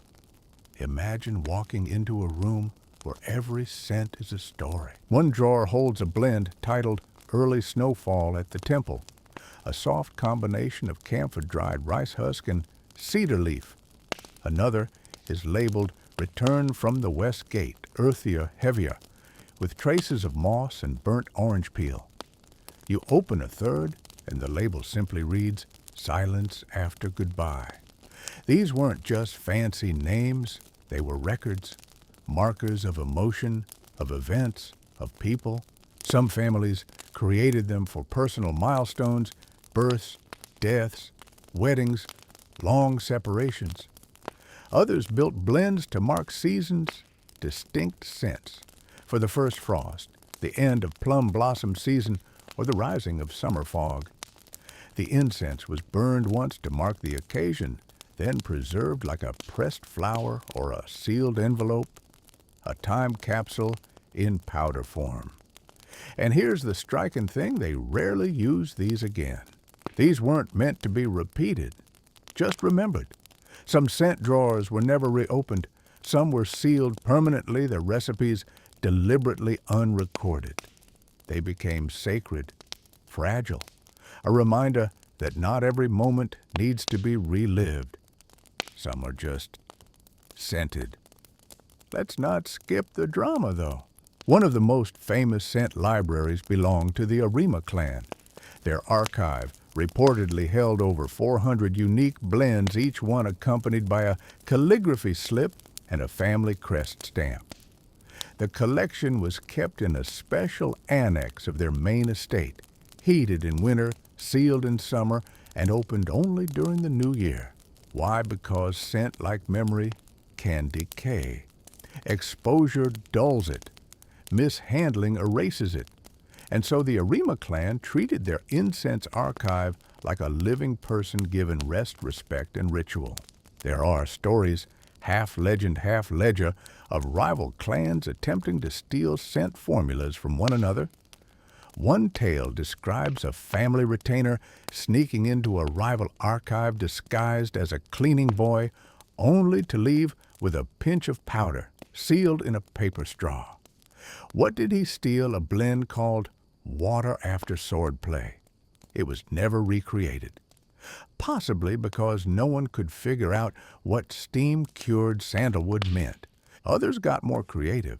Some scent libraries encoded their blends through poetry. Rather than list ingredients, they'd describe a scene. A kite dips low above the broken bridge. The river tastes of farewell. Smoke clings to the sleeve of dawn. You'd need to know the family's internal code to translate that into ingredients. Otherwise, it's just beautiful nonsense, protective nonsense. And this leads us to tonight's academic crossroads, our scent libraries, an overlooked historical archive.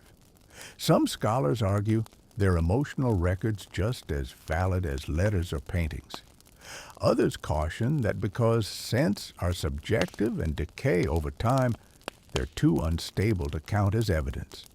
Still, those who've handled preserved incense blends claim the emotional impact is immediate, like a song without melody, like déjà vu in smoke. Of course, not all scent libraries were grand or aristocratic.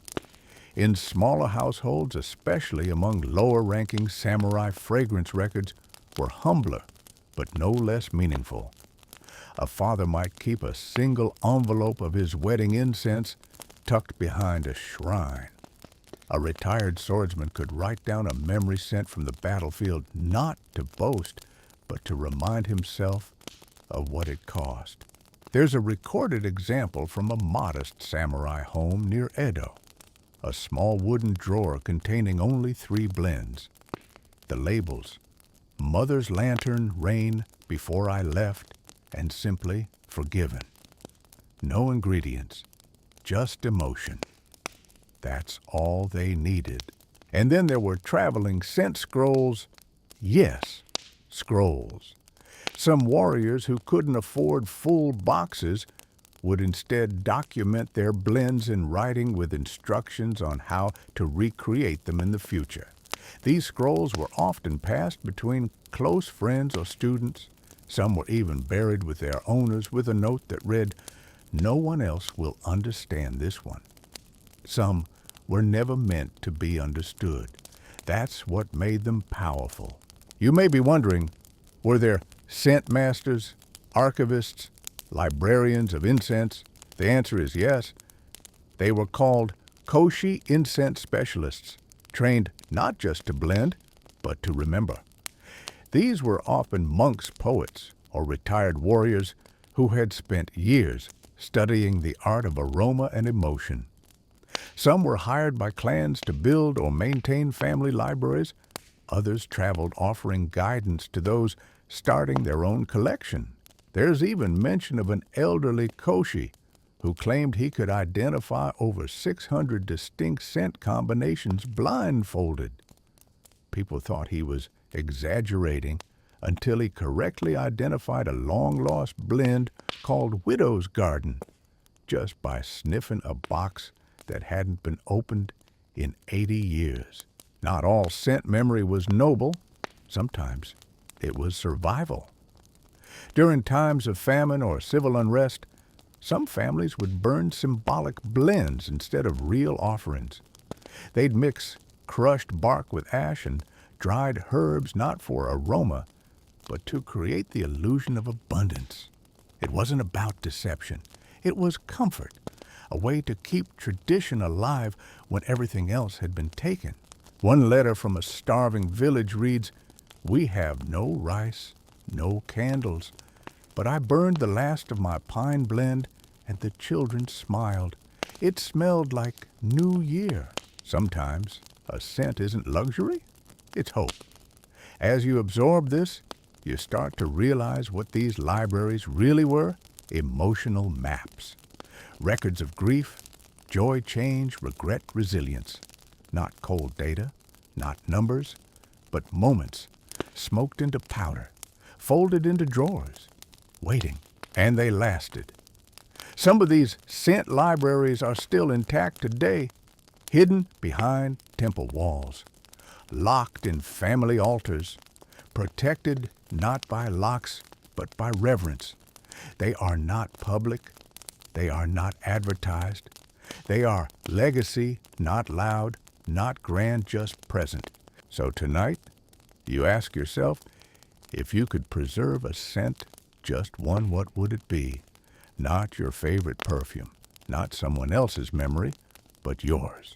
Maybe the smell of the rain before something changed, the scent of a room you left behind, or the air that moved around you during a moment you never told anyone about. And if you could capture that, where would you keep it? A box, a scroll, or simply in silence? You step into a quiet courtyard tonight, bathed in soft, silvery moonlight. The sound of your footsteps whispers softly across moss-covered stones. Lanterns flicker gently from alcoves along wooden walls, casting delicate, shifting shadows.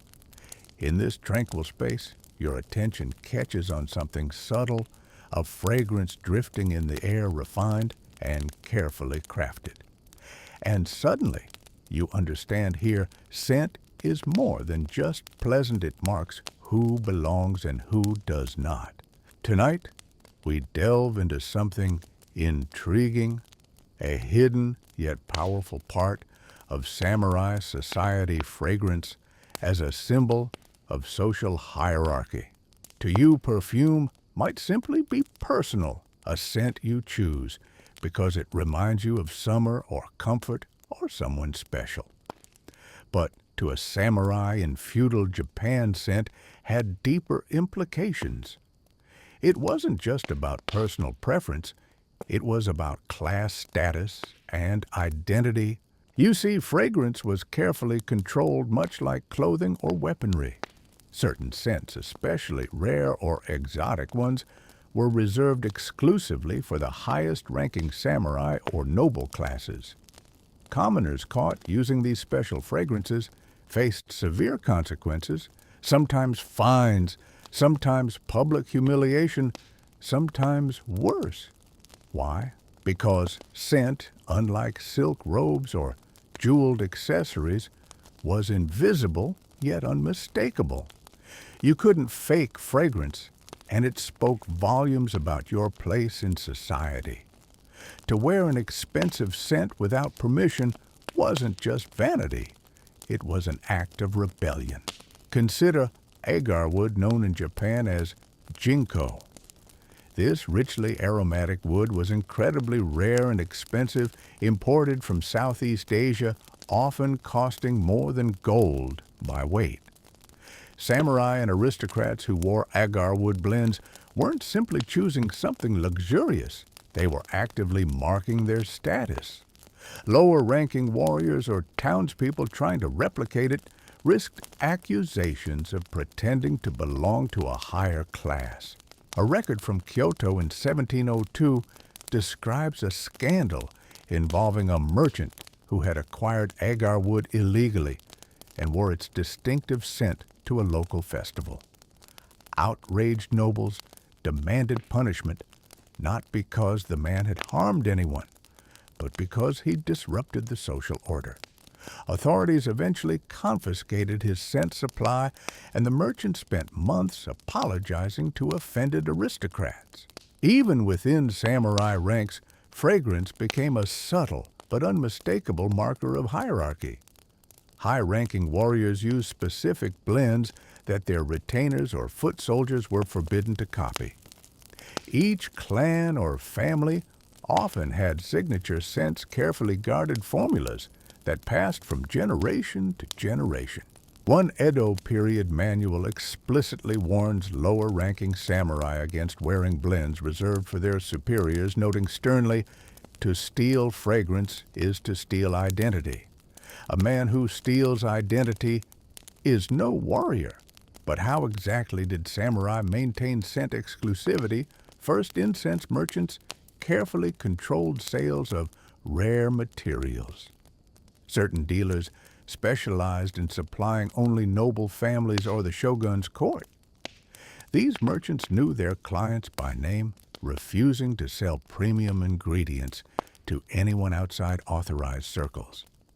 The dealers themselves faced severe punishments if they broke this unwritten but strictly enforced rule. Second, samurai clans employed professional incense masters, koshi-trusted artisans who blended exclusive formulas. These masters guarded their recipes with absolute secrecy, sometimes not even fully disclosing them to their patrons. The incense blends thus became clan heirlooms, as precious and protected as swords or armor. Finally, rituals reinforced exclusivity. Important meetings, ceremonies, or social gatherings featured incense burnings deliberately chosen to showcase social rank. Guests entering a lord's home would instantly recognize their host's position simply by the scent in the air. Imagine attending a gathering and knowing exactly who held power just by breathing deeply. Now here's tonight's curious historical debate.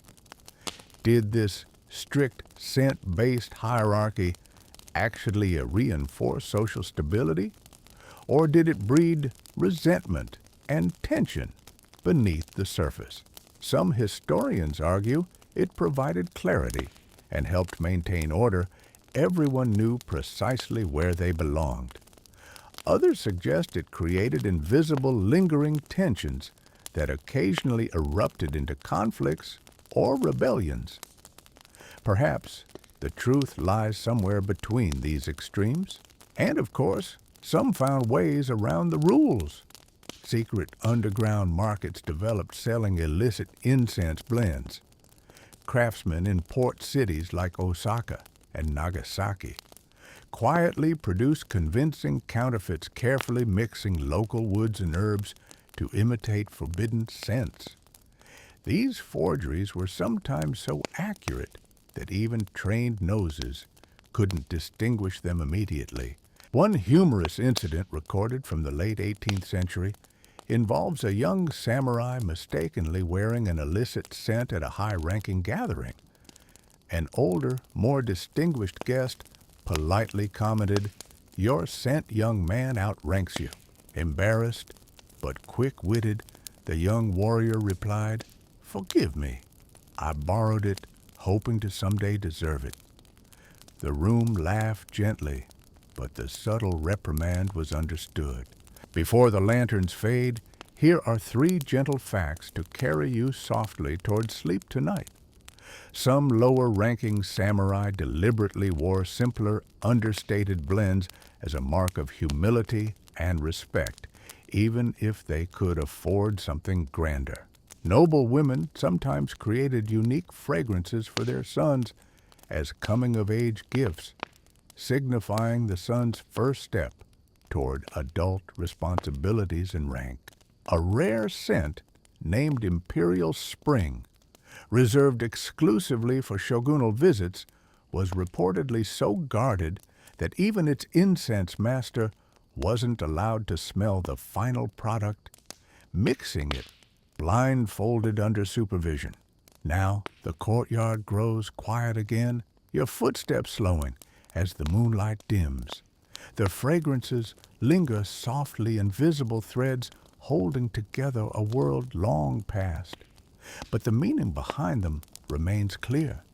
Sometimes the most powerful boundaries aren't drawn with swords or walls, but with scent. You breathe in gently, letting the night and its fragrances ease you softly into dreams. Tonight, you're standing quietly beside a small table in a softly lit chamber. The candle on the table flickers gently, casting delicate shadows across a lacquered helmet resting in front of you. This helmet isn't ornate, no gold leaf, no dramatic horns, but something about it feels special, almost reverent. You lean closer. A gentle, barely perceptible scent drifts up like whispers caught in silk. You realize the fragrance isn't accidental. The helmet itself is scented. This evening, let's explore one of the lesser-known practices of samurai fragrance rituals, perfuming their helmets. You might think applying fragrance directly to armor, especially something as practical as a helmet, would seem frivolous, perhaps even risky. But samurai didn't see it that way. To them, scenting armor was deeply symbolic, strategic, and emotional. Let's consider the practical side first. Samurai helmets, kabuto, were designed not just to protect, but to intimidate. Faces half hidden beneath lacquered visors, eyes, shadowed warriors appeared imposing and mysterious. Adding scent elevated that mystery.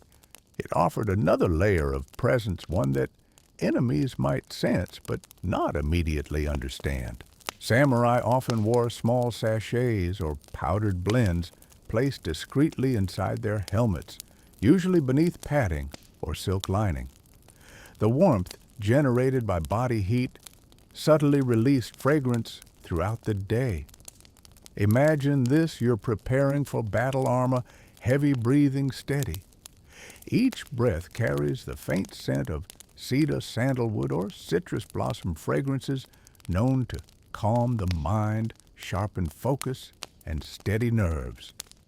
Far from distracting, this aromatic presence grounded warriors emotionally, providing subtle reassurance amid chaos.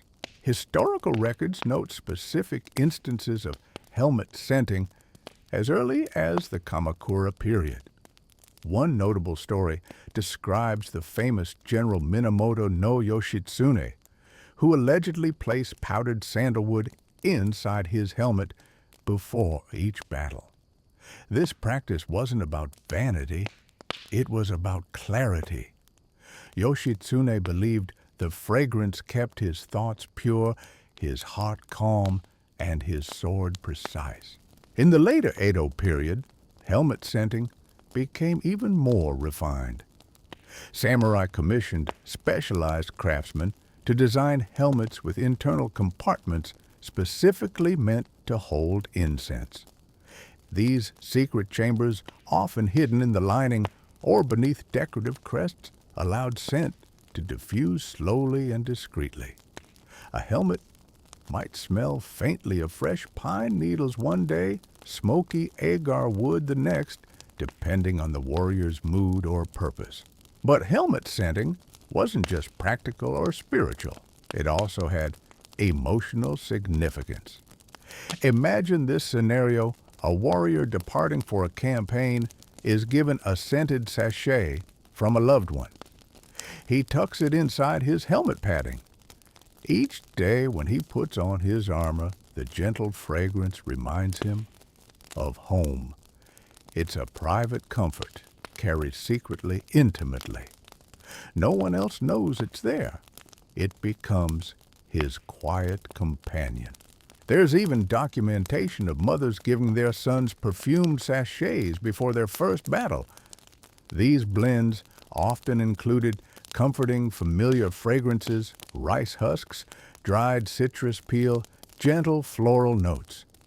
It was a way of saying, "I'm with you." One diary from 1612 records a young warrior's poignant reflection.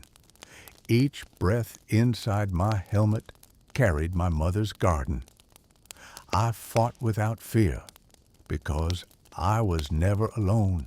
Of course there were risks.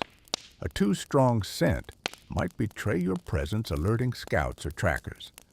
But samurai, always strategic, understood subtlety. They crafted blends specifically designed to remain close noticeable only to the wearer or those very near. It was intimacy rather than broadcasting. After all, fragrance, like courage, should speak quietly but powerfully. And here's your historical oddity for the evening. Some samurai intentionally scented their helmets with more intimidating fragrances, smoky, harsh blends to unsettle opponents in close combat. These warriors believed that a brief, confusing whiff of acrid incense might provide the crucial split-second distraction needed to land a decisive blow. A subtle weapon indeed. This brings us neatly to tonight's gentle, scholarly debate. Was helmet scenting primarily psychological comfort for the wearer, or subtle psychological warfare against opponents? Historians remain divided. Some believe warriors primarily sought emotional grounding and clarity. Others see scent as tactical design specifically to affect enemies. Perhaps the answer is both. Scent, after all, is uniquely capable of crossing emotional and strategic boundaries simultaneously. Tonight, your steps bring you quietly through a low doorway and into a dimly lit chamber. The wooden floor beneath your feet is worn smooth from countless footsteps.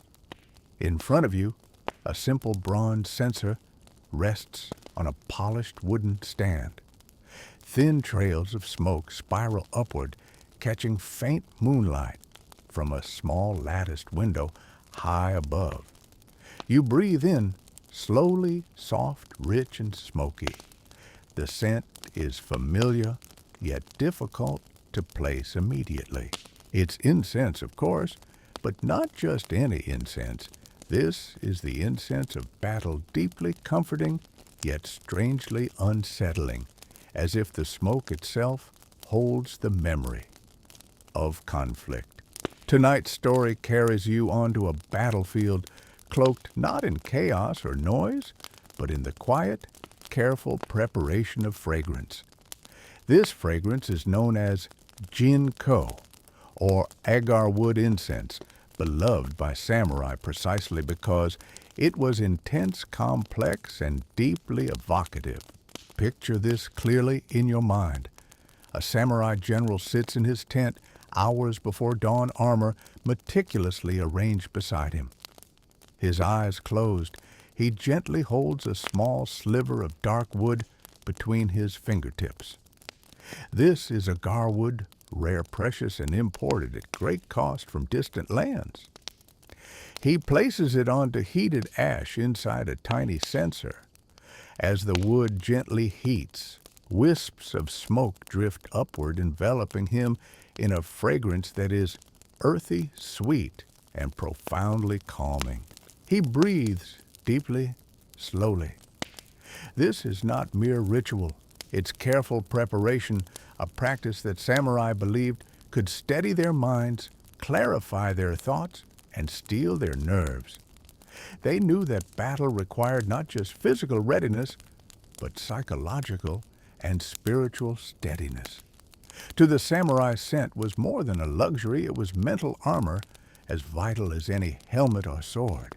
The tradition of using incense before battle stretches back centuries. Historical records mention samurai commanders like Takeda Shingen and Oda Nobunaga, spending quiet moments burning agar wood incense before decisive battles.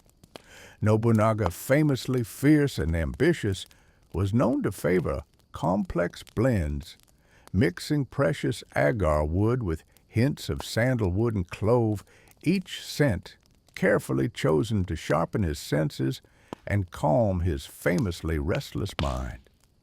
But why agar wood specifically? In part because it was so rare and precious, agar wood symbolized purity and nobility. But more intriguingly, agar wood was believed to possess mystical qualities, calming anxiety, sharpening intuition, and offering protection. Samurai viewed it as a sacred wood one that helped them connect with their ancestors and the spiritual world, particularly important before facing possible death. There's even an account of the legendary Miyamoto Musashi, who, despite being known primarily as a master swordsman, also reportedly carried small pieces of agar wood. It's said he would burn these fragments quietly in solitude before important duels. Whether or not this truly improved his swordsmanship is unknown, but Musashi clearly believed the incense brought him clarity, focus, and courage. Yet agar wood wasn't without its complexities. Each piece of agar wood was different. Its scent depended on its origin, age, and even the conditions of the tree from which it came. Thus, samurai who used agar wood learned to discern subtle differences, choosing specific pieces based on their emotional or spiritual needs at a given moment. One might choose a smoky, heavy agar wood for contemplation or a lighter, sweeter one to calm nerves before battle. And not everyone agreed on what constituted the perfect agar wood fragrance. Samurai often debated vigorously about the merits of certain types, comparing them as seriously as sword techniques. Entire evenings could pass in deep discussion over whether a Vietnamese or Cambodian agar wood was better suited for battle meditation. These debates became part of samurai culture, intellectual, emotional, and spiritual at once. But perhaps the most fascinating aspect of agar wood in samurai life was how deeply personal it was. Unlike armor or banners, incense wasn't meant for public display. It was intensely private. A samurai's incense blend revealed something deeply personal about him, his fears, hopes, and beliefs. For some, agar wood represented strength. For others, serenity or contemplation. The scent chosen often spoke louder than words ever could. There's a poignant historical account of a minor samurai from Ekizan who recorded his experience with agar wood during wartime. In his journal, he noted, Before each campaign, I burned a fragment of dark agar wood. It smelled of rain on earth and soothed my heart. I knew I might not return, but the fragrance made the possibility bearable. To him, fragrance was not mere ritual, it was companionship. These private rituals eventually became deeply embedded in the broader samurai culture. By the late Edo period, incense ceremonies had become standard preparations not only for battles, but for diplomatic meetings, important negotiations, and even personal meditations. Agar wood became as essential as a warrior's sword, an invisible companion on every important journey. Yet, despite this widespread adoption, agar wood remained enigmatic, deeply personal, and profoundly symbolic. Its rarity and complexity ensured that each samurai's relationship with agar wood was unique, each fragrance a private story, each encounter intimate and personal. And now, as the smoke in your imagined censer fades slowly into darkness, you feel something profound, the realization that fragrance, fleeting and invisible, could be powerful enough to steady a warrior's heart or clarify a troubled mind. Tonight, you understand that the samurai's battlefield began not with swords or arrows, but quietly, softly, with smoke rising in the pre-dawn hours, a fragrance that prepared him to face the world. In silence now, you feel the invisible armor around you, soft, yet strong, subtle, yet deeply comforting. It's a scent that's always been there, gently guiding and quietly protecting. And tonight, it guides you gently toward rest. Tonight, you find yourself on a gentle hillside overlooking a valley bathed in the pale glow of dawn. Mist curls through the trees below, drifting softly, quietly, like whispers waiting to be spoken. You notice a group of samurai camped nearby, silhouetted against a faintly rising sun. They move methodically, quietly, a disciplined rhythm in their preparations. You walk closer, stepping silently onto the grass damp with morning dew. You smell something unexpected, soft yet unmistakable. It's incense again, but this time different. Not heavy or meditative, instead it carries a sharp, energizing note, something bright and invigorating, meant not for calm contemplation, but for battle readiness. Tonight, let's explore how samurai used fragrance as subtle psychological warfare. How scent was sometimes more than comfort or meditation. It was a tactical advantage. Yes, fragrance on the battlefield. Perhaps you never thought of incense as a weapon, but samurai certainly did. Beyond emotional or spiritual purposes, carefully selected fragrances could subtly influence the mind-boosting courage, sharpening focus, or even unsettling an opponent. Historical accounts tell us that some samurai commanders deliberately chose particular incense blends for their troops before major engagements. On critical mornings, such as the moments before the Battle of Sekigahara or the Siege of Osaka, warriors were given small packets of incense powder, sometimes a carefully mixed blend of camphor, mint, sandalwood, or citrus. Each component was chosen for specific psychological effects. Camphor to clear and awaken the senses. Sandalwood to steady nerves. Citrus notes to energize the spirit. One vivid account from the 16th century describes a commander named Honda Tadakatsu, legendary for his battlefield courage and famed skill. It was said that before facing combat, he instructed his retainers to burn a distinctively sharp, invigorating fragrance, a blend heavy on camphor and dried yuzu peel. The scent, intensely stimulating, helped clear fatigue, heightened senses, and prepare warriors to act decisively. It became known among his soldiers as the fragrance of fearless action.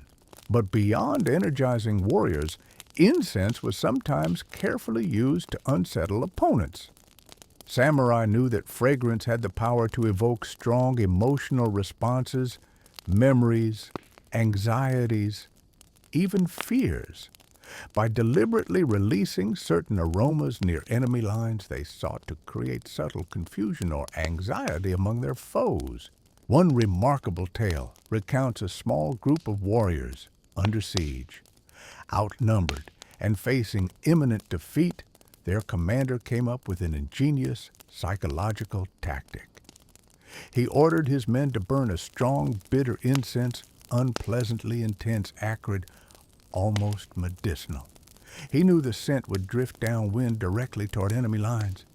Indeed, enemy troops began coughing, blinking, covering their noses, momentarily distracted, disoriented, and anxious.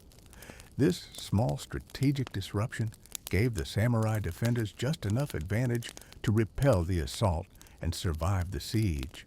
Such tactics were not widely discussed or openly praised.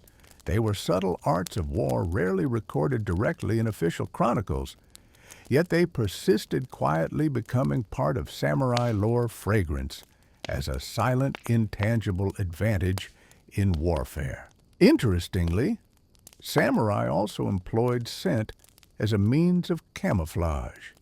Not visual camouflage, but olfactory deception.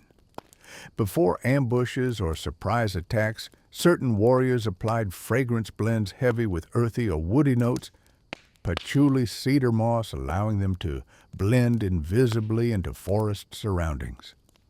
Opponents approaching these hidden warriors noticed nothing unusual. The samurai smelled simply like trees' earth and damp leaves, remaining unnoticed until the decisive moment. Now consider the careful balance these fragrance tactics required. Too strong or too distinct, and your scent could betray your position. Too subtle, and it offered no advantage. Samurai fragrance masters trained extensively to produce precisely balanced blends, carefully measured and meticulously crafted to achieve the perfect psychological or tactical effect. In fact, samurai who specialized in scent warfare were deeply respected, if somewhat secretive figures. Records from the late Edo period mention a small elite group known informally as incense strategists, skilled in blending fragrances for battlefield advantage. These masters studied carefully, experimenting endlessly with different aromatic combinations, documenting effects on emotions and reactions. Their craft was as precise and respected as swordsmithing or archery, an art form, strategic science and martial discipline combined. Yet there were risks. Samurai commanders who relied excessively on scent as a tactical advantage sometimes found themselves vulnerable. Enemies, realizing what was happening, occasionally attempted countermeasures, burning distracting incense of their own, releasing confusing fragrances, or even setting fires of strongly aromatic woods upwind, disrupting the careful scent-based strategies of their opponents. Historical sources record at least one occasion during the Sengoku period when samurai under siege lit massive cedar bonfires around their fortress perimeter. The intense aroma disrupted the carefully balanced incense-based tactics of their attackers. Unable to maintain clarity or focus amid the overwhelming scent, the attacking force was forced to withdraw temporarily, an unexpected reversal created purely by strategic aroma. This subtle hidden art raises intriguing historical questions. To what extent did samurai consider scent an essential battlefield resource? Was it widely known and accepted, or merely a specialized, secretive discipline practiced only by a select few? Historians today continue to debate these subtle fragrance-based tactics, piecing together evidence from scattered accounts, diaries, letters, and chronicles. But perhaps more deeply, fragrance warfare reveals something fundamentally intriguing about samurai culture itself. The recognition that true strength wasn't merely physical, but psychological. The warrior who mastered scent emotions and the subtle manipulations of perception often gained advantages far greater than any conventional weapon could provide.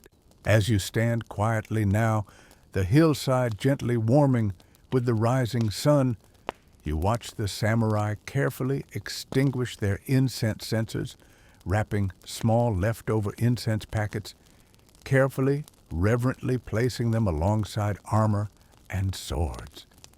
Today's battle preparations are nearly complete, fragrance now settled quietly within their minds. And as the samurai fade gently into the mist, you understand a deeper truth that fragrance, seemingly so delicate, invisible, ephemeral, could quietly tip the balance between victory and defeat. That in moments of struggle, sometimes the most powerful weapon isn't the sword you wield, but the subtle scent drifting quietly through the air, shaping destiny itself. Tonight, your journey brings you quietly into a small room, deep within a peaceful mountain temple. The air here feels still and ancient, the gentle fragrance of cedar and polished wood mingling subtly with incense smoke drifting slowly upward from a brass censer. Shadows dance softly on papered walls as a single candle flickers, illuminating the delicate writing of a handwritten scroll spread carefully before you. You lean closer, noticing the elegant brushstrokes each character, precise, deliberate calm. It's a record written by a Buddhist monk centuries ago, detailing his quiet observations of samurai warriors who visited his temple, regularly seeking guidance and calm before returning to battle. Tonight, let's explore how monks quietly observing from their tranquil temples documented and influenced samurai incense practices, capturing the hidden intimate connection between warrior and fragrance. While samurai culture emphasized discipline, strength, and honor, warriors often sought out monks for spiritual guidance, meditation techniques, and rituals of emotional balance. Monasteries became sanctuaries where warriors temporarily laid down swords to nourish their spirits and find stillness amid chaos. Monks observing these samurai closely noticed something intriguing. Warriors frequently turned to incense rituals before critical moments, whether preparing for war, seeking emotional release, or striving for spiritual clarity.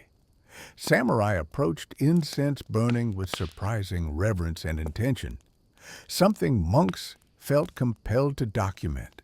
One of the earliest detailed accounts comes from a Zen monk named Hakuin Ekaku, living during the turbulent Edo period. Hakuin noted carefully in his writings how warriors visiting his temple practiced incense meditation, describing their focused calmness and meticulous selection of fragrances. Hakuin wrote quietly in his journal, each warrior chooses his incense thoughtfully. They bring fragments of precious agar wood or sandalwood carefully wrapped in silk, often alongside their swords. They believe fragrance can guide their hearts from turmoil to stillness. These monks did more than merely observe. Many became informal advisors on fragrance selection, guiding warriors toward blends that encouraged emotional and mental balance. Monk incense masters, known as koshi, would listen carefully to a warrior's emotional needs, fears, or hopes, suggesting fragrances tailored precisely for their psychological states. Historical records show that samurai respected this subtle guidance deeply. Some warriors even credited monks with saving their lives, saying that without incense meditation, practices taught by monks' fear or anxiety might have overtaken them on the battlefield. Thus, fragrance and spirituality quietly intertwined, becoming central to samurai emotional resilience. Consider, for instance, the famous temple of Engakuji near Kamakura, a sanctuary frequented by generations of samurai seeking Zen clarity. Monks here not only recorded incense practices meticulously, but maintained a temple incense library, a collection of carefully blended fragrances offered specifically to visiting warriors. Each fragrance was precisely labeled, often poetically, morning mist light, sandalwood and citrus, intended for calming anxiety. Still water, agar wood with a touch of camphor, recommended for emotional clarity. Moon's reflection, subtle floral notes blended with cedar, designed to soothe sorrow. Samurai warriors returning from difficult campaigns or facing profound personal struggles would spend days meditating in temple incense chambers, burning these carefully prepared blends. Monks watched silently, noting emotional changes, refining blends over generations to precisely meet samurai psychological needs. Monks also noticed how samurai adapted these incense rituals outside temple walls, incorporating them into their daily lives. Diaries and letters preserved in temples record warriors burning temple-prescribed fragrances quietly alone in their homes or on military campaigns, recreating temple tranquility wherever they went. Monks observed quietly that incense allowed samurai to carry temple peace into the chaos of daily life. But monks also documented more unusual incense practices, occasions when warriors sought unique, sometimes unsettling fragrances.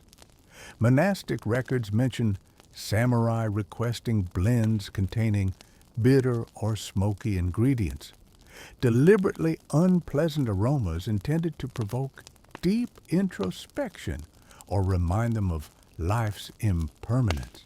One remarkable account describes a warrior requesting a fragrance blend from a temple incense master, containing burnt leaves and ash, harsh, bitter, uncomfortable. The monk asked gently, "Why choose such a scent?" The warrior replied softly, "Because comfort blinds me. Bitterness reminds me clearly of life's brevity. Each breath of it awakens me." These quiet, deeply personal interactions between monks and warriors profoundly shaped samurai incense culture. Monks preserved meticulous records passed down across generations, shaping samurai fragrance traditions deeply yet invisibly. While warriors fought openly with swords, monks guided them subtly through incense smoke and quiet meditation. Historians today rely heavily on these monastic journals, incense manuals, and quiet temple archives to understand how fragrance influenced samurai psychology, spirituality, and daily lives. These gentle monks writing quietly by candlelight unknowingly created a historical treasure documenting a hidden emotional side of samurai rarely visible elsewhere. Tonight, as you stand gently in this quiet temple room, the incense smoke curling slowly upward, you realize these monks offered more than guidance or comfort. They offered samurai something profound, emotional honesty, spiritual clarity, and quiet courage through fragrance.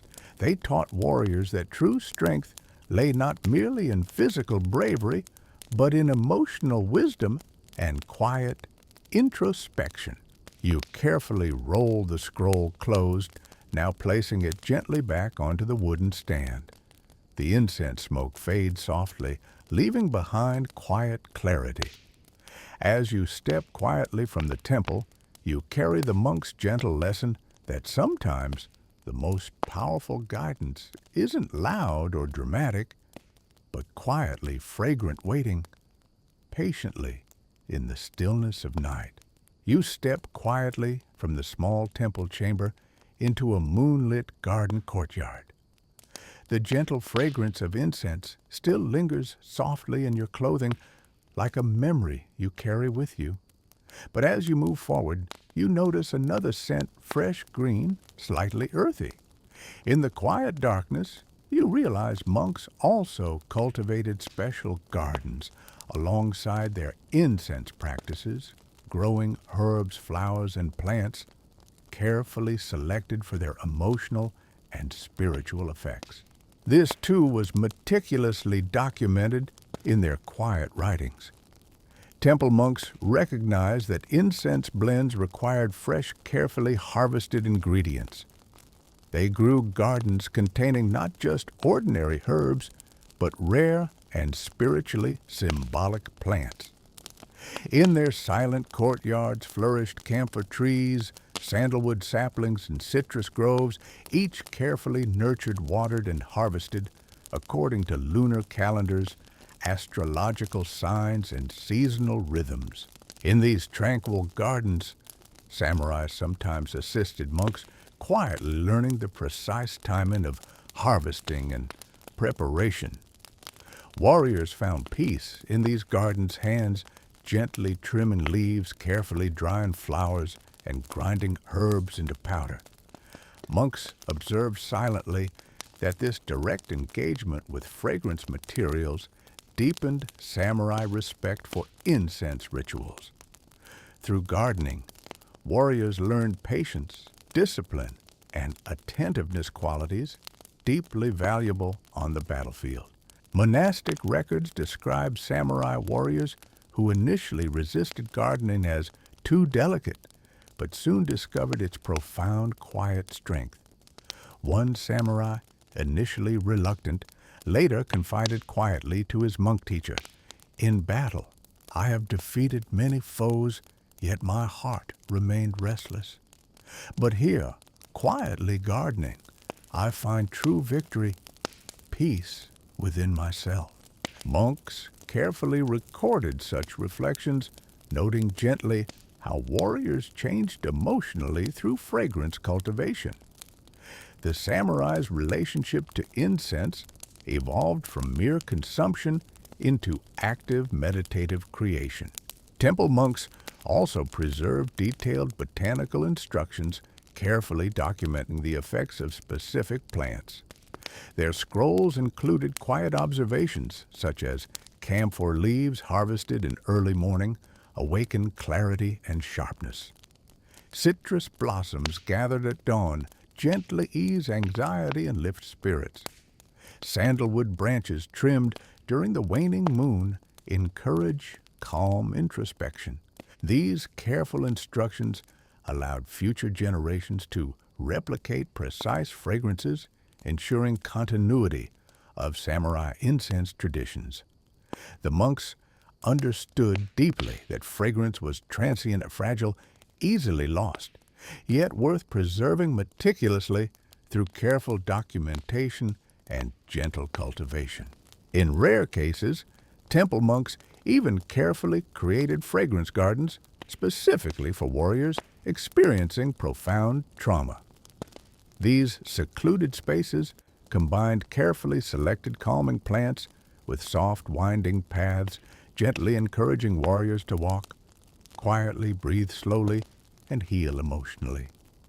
Monastic writings noted that incense gardens provided warriors a silent sanctuary, gently guiding them from turmoil toward peace.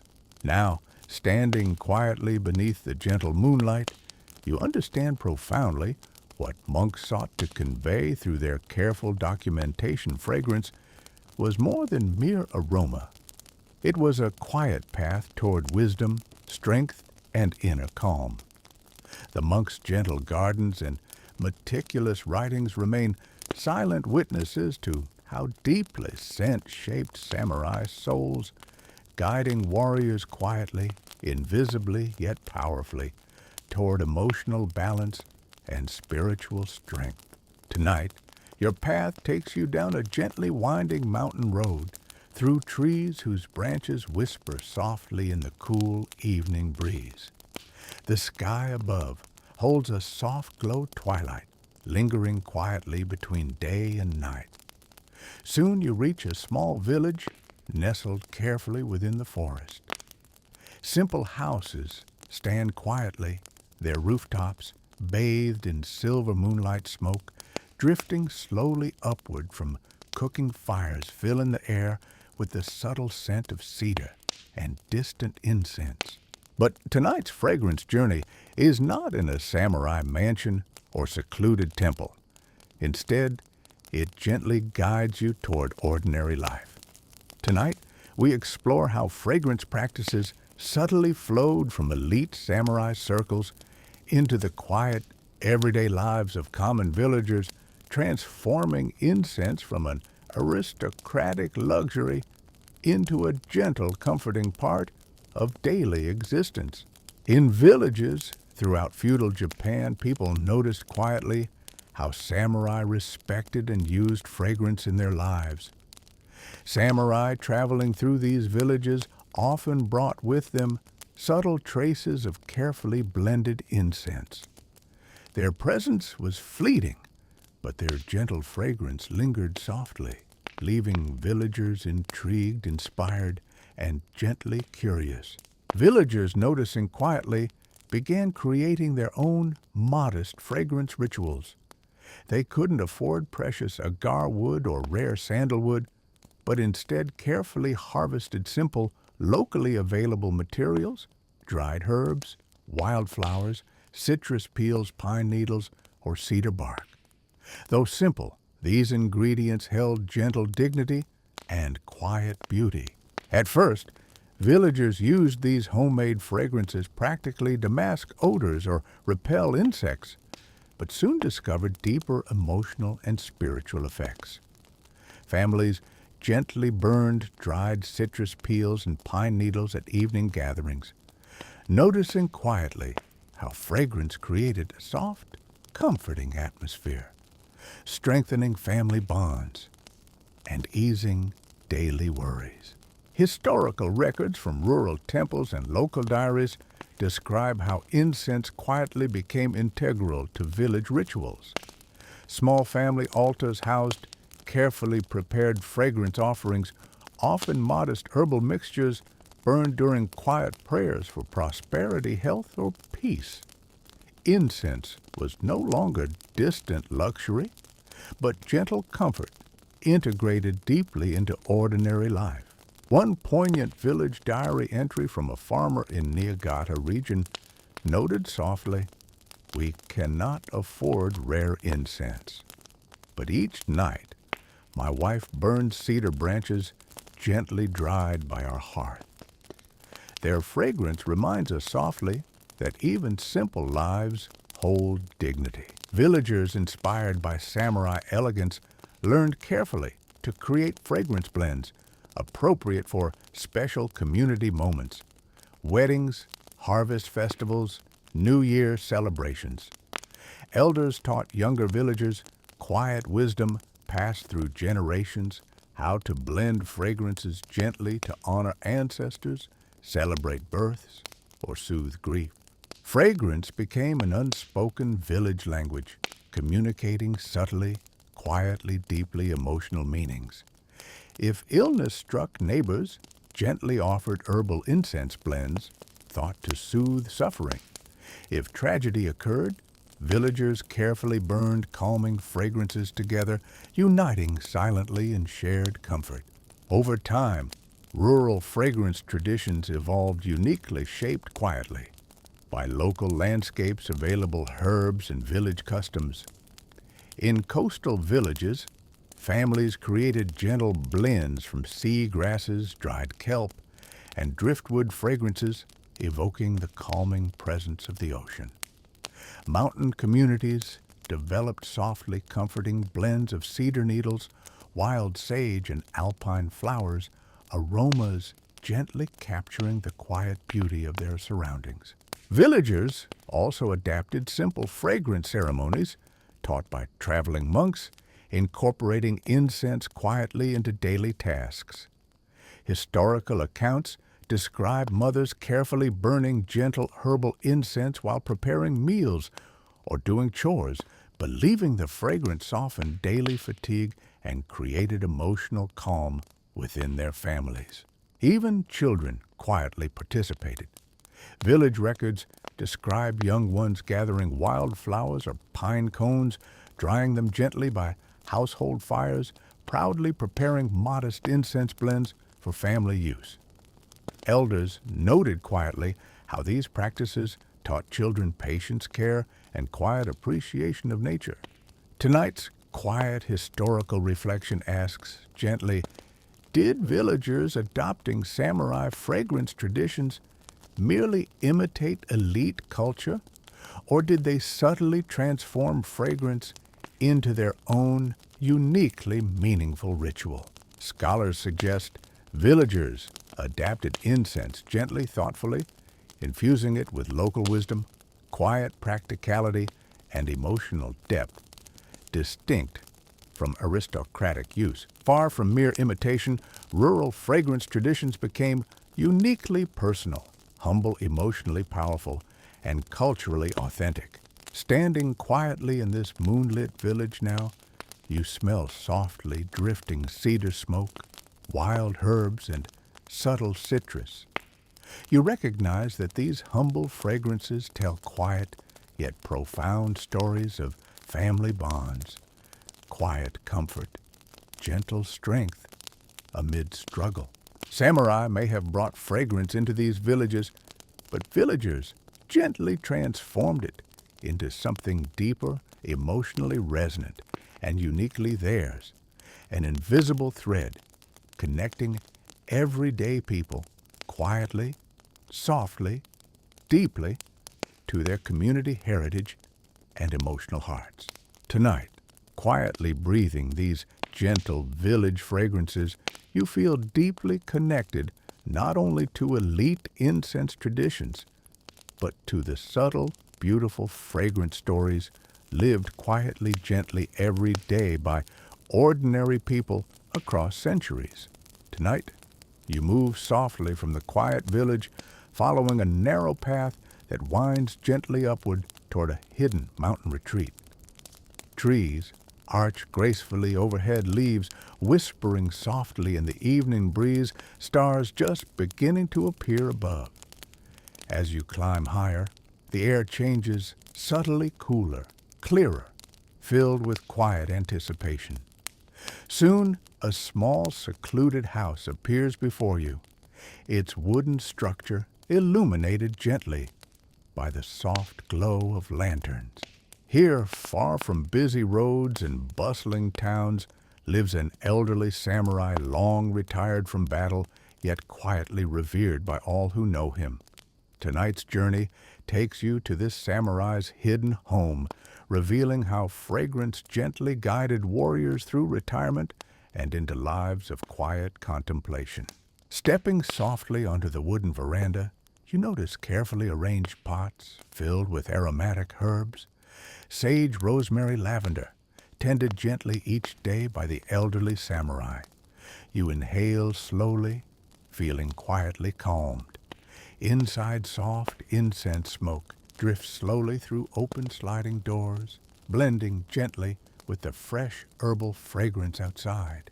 The retired samurai, known affectionately in local villages simply as the Old Master, lives here quietly, dedicating his days to gardening, poetry, and careful incense blending.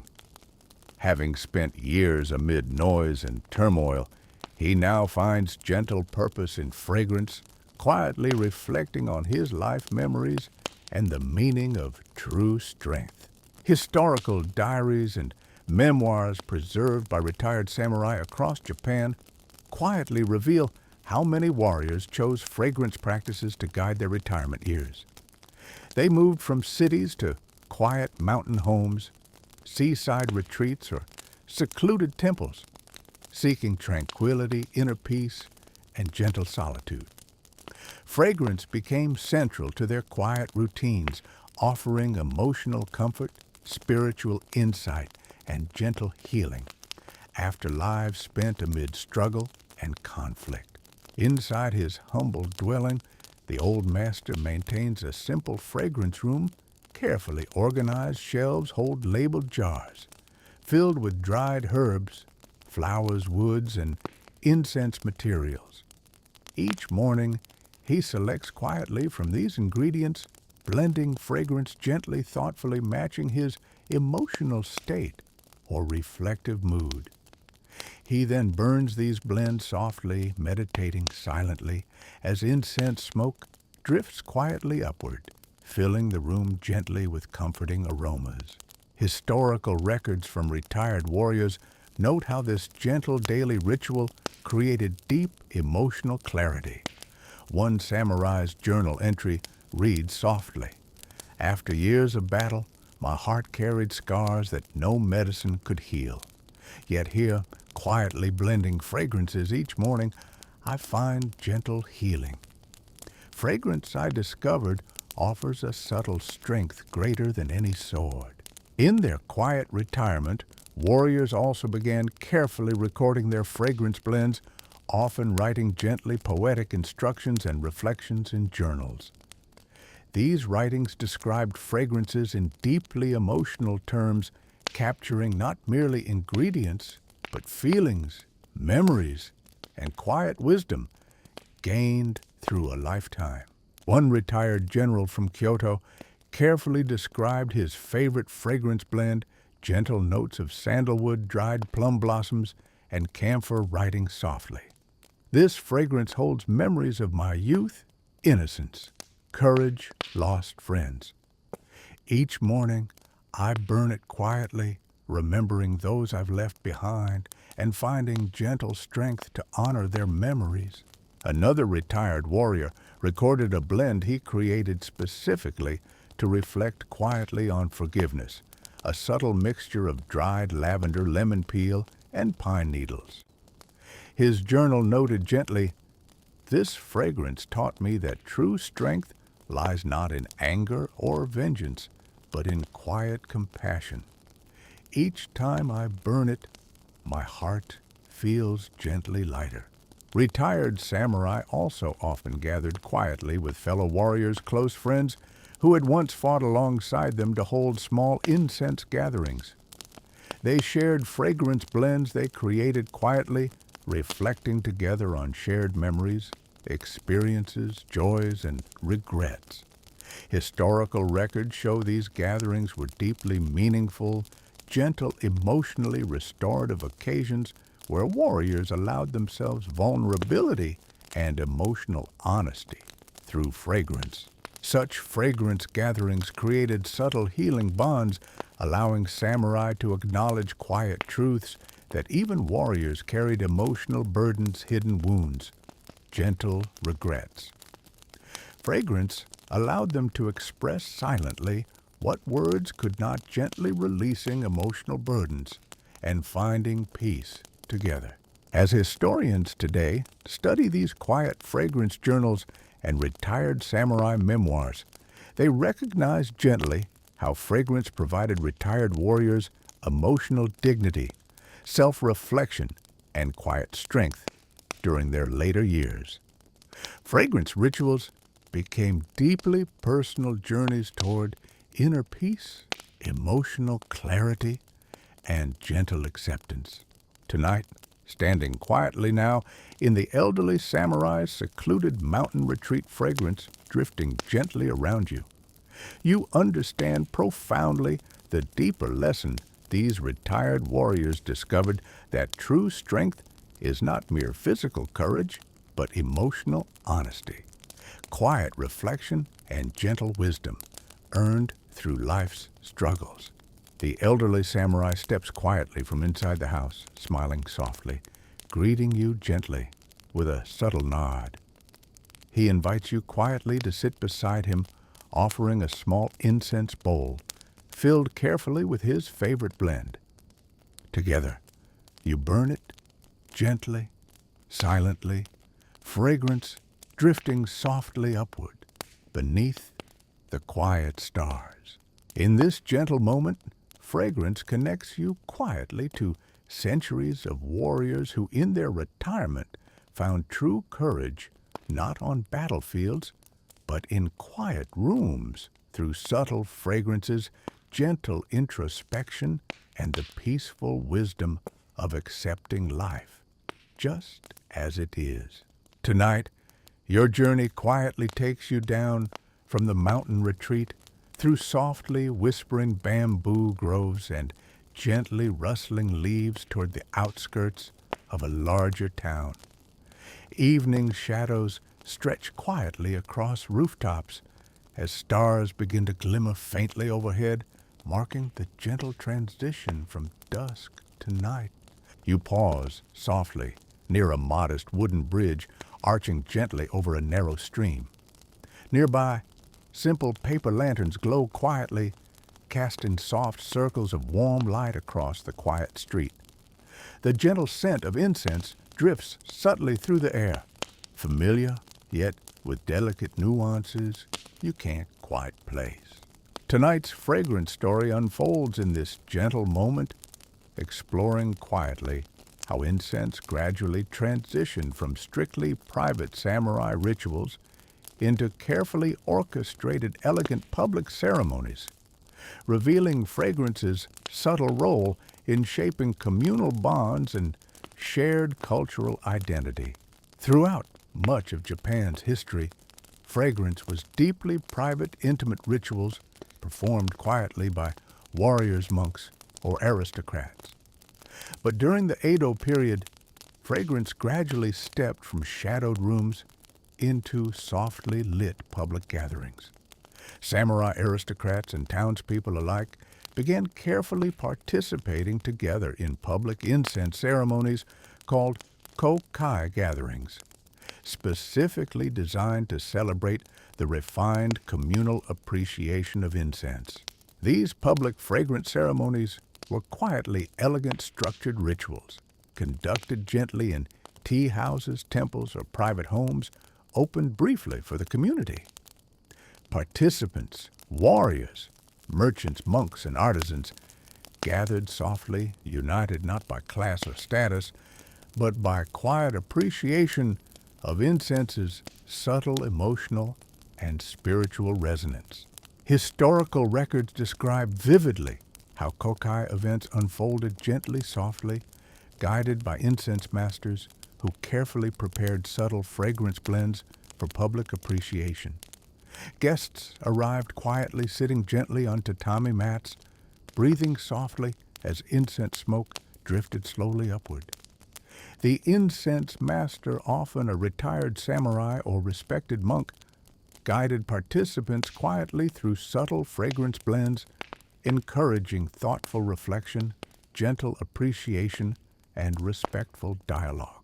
Guests were encouraged to share gentle observations quietly describing emotional responses or memories evoked by fragrance.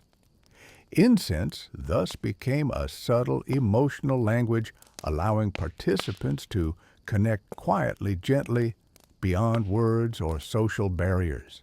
Historical accounts describe beautifully how incense ceremonies united diverse participants through shared quiet appreciation.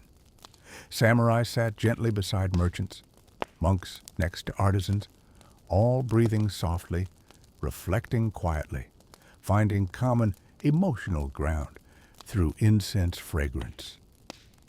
This subtle ritual created gentle community bonds, softly dissolving class distinctions, allowing shared human emotions quietly expressed through fragrance. One gentle account from a merchant attending a public incense ceremony notes softly seated, quietly beside warriors and scholars. I felt nervous at first, but soon fragrance quietly united us, reminding gently that beneath outward differences, we share the same quiet joys and subtle sorrows. Samurai, too, found quiet fulfillment through these gentle ceremonies. Warriors who previously viewed fragrance as strictly private discovered quiet pleasure in communal appreciation. They recognized gently that fragrance could bridge divides, quietly unite communities, and foster gentle, emotional understanding. Historical records from Edo period diaries describe samurai who eagerly participated in kokai, sometimes hosting ceremonies quietly themselves. One samurai's gentle journal entry describes softly hosting a public incense ceremony. Today, I saw clearly fragrance's gentle power not to divide but to quietly connect hearts across boundaries of class, background, and experience. Fragrance taught me quiet humility and gentle respect for all. Incense masters who guided these ceremonies became quietly influential figures, gently respected for their subtle emotional insight and fragrance expertise. Their quiet teachings emphasized fragrance's emotional depth, how scents softly evoke memories, gently calm anxieties, or quietly inspire spiritual reflection. Historical writings preserved from these incense masters highlight fragrance as emotional communication, gentle wisdom, quietly shared through subtle aromatic blends. Over time, public incense ceremonies subtly influenced wider Japanese culture. Towns and villages gradually incorporated gentle incense rituals into community celebrations, religious festivals, and quiet social gatherings. Historical records show fragrance increasingly central to public life, quietly marking seasonal changes, weddings, festivals, or spiritual occasions. What began as a private samurai practice gently evolved into broader communal tradition, subtly connecting people quietly, emotionally across generations. Historians today carefully study these gentle incense ceremonies, recognizing fragrance's subtle role in shaping social cohesion and emotional bonds. Through fragrance communities found quiet common ground, gentle emotional expression, and subtle cultural identity. Fragrance quietly connecting hearts, minds, and lives in ways words alone could not. Tonight, standing quietly by the softly glowing lanterns, gentle incense fragrance drifting subtly around you, you understand profoundly fragrance's gentle strength, not loud, not dramatic, but quietly powerful, gently transformative. It softened boundaries quietly, invited emotional honesty, gently reminded people of shared humanity beneath outward differences. In this gentle, fragrant moment, you recognize fragrance's quiet legacy, invisible threads connecting people softly, deeply, beautifully, through subtle scent, quiet reflection, and gentle understanding, connecting hearts softly through fragrance across quiet centuries. Tonight, your quiet journey takes you from the softly glowing streets into a carefully tended garden hidden behind a modest gate tucked away in a quiet corner of town.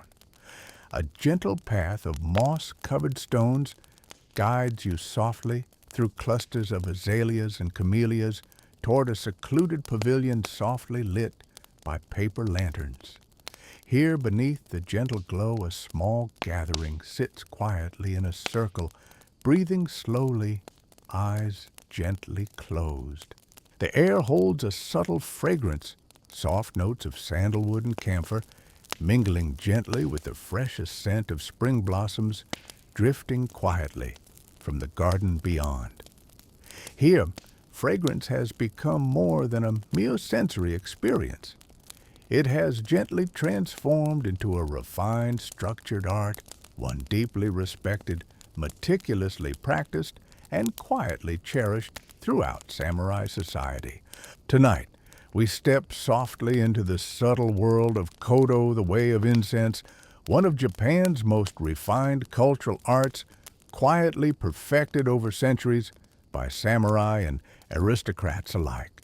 To truly appreciate this gentle, carefully cultivated tradition, we must step back momentarily to its earliest roots. While incense itself was introduced to Japan as early as the 6th century, it gradually evolved from simple offerings in Buddhist temples into increasingly sophisticated social rituals. By the Muromachi and Edo periods, fragrance appreciation had quietly transformed into kodo, a structured yet subtly poetic art form, a gentle parallel to tea ceremony or flower arranging. Kodo differed quietly yet profoundly from simpler incense burning. Rather than merely enjoying fragrance casually, practitioners approached incense with gentle reverence, refined appreciation, and subtle mindfulness. Incense was not simply smelled, it was listened to. Participants described fragrance as listening to incense. Monko, a poetic metaphor suggesting fragrance gently whispered subtle emotional messages, quiet stories softly told through smoke and scent. Historical writings preserved by kodo masters describe fragrance appreciation in deeply emotional terms. Incense was quietly respected, not merely for its pleasant aroma, but for its profound emotional resonance. Its subtle power to evoke memory, gently inspire reflection, or quietly create emotional harmony among participants. Kodo ceremonies followed gently structured patterns, each step performed quietly, precisely, with meticulous care. Guests gathered softly around a host, the incense master Koshi, who carefully guided participants through the subtle appreciation of fragrance. The master presented incense blends quietly, placing small fragments of precious aromatic woods, agar wood, sandalwood, or aromatic resins carefully onto specially prepared heated ash in small censers. Guests then quietly inhaled gently, rising incense smoke slowly and mindfully reflecting on fragrance's subtle emotional effects. One remarkable aspect of kodo was the practice of fragrance identification games, kumiko, subtly elegant rituals, where participants attempted quietly to discern and differentiate subtle variations among incense blends. Historical records describe vividly how samurai and aristocrats enthusiastically engaged in these gentle competitions, not merely for amusement, but as disciplined training, to refine emotional sensitivity, sharpen subtle perception, and deepen quiet appreciation. Participants gently recorded their fragrance identifications and impressions onto carefully prepared paper scrolls, softly exchanging poetic descriptions of fragrances with fellow guests. These quiet interactions created subtle emotional bonds, gently uniting participants through shared fragrance experience. Indeed, samurai respected kodo, deeply recognizing its gentle yet profound impact on emotional cultivation and quiet introspection.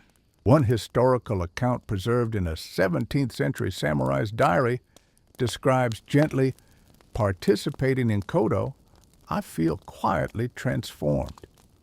Fragrance softly reveals hidden truths within myself, gently illuminating emotions I had forgotten or overlooked. This subtle listening to incense has quietly taught me the importance of patience, humility, and gentle reflection. Kodo masters often developed specialized fragrance blends, subtly named and carefully crafted to evoke specific emotional states or poetic imagery.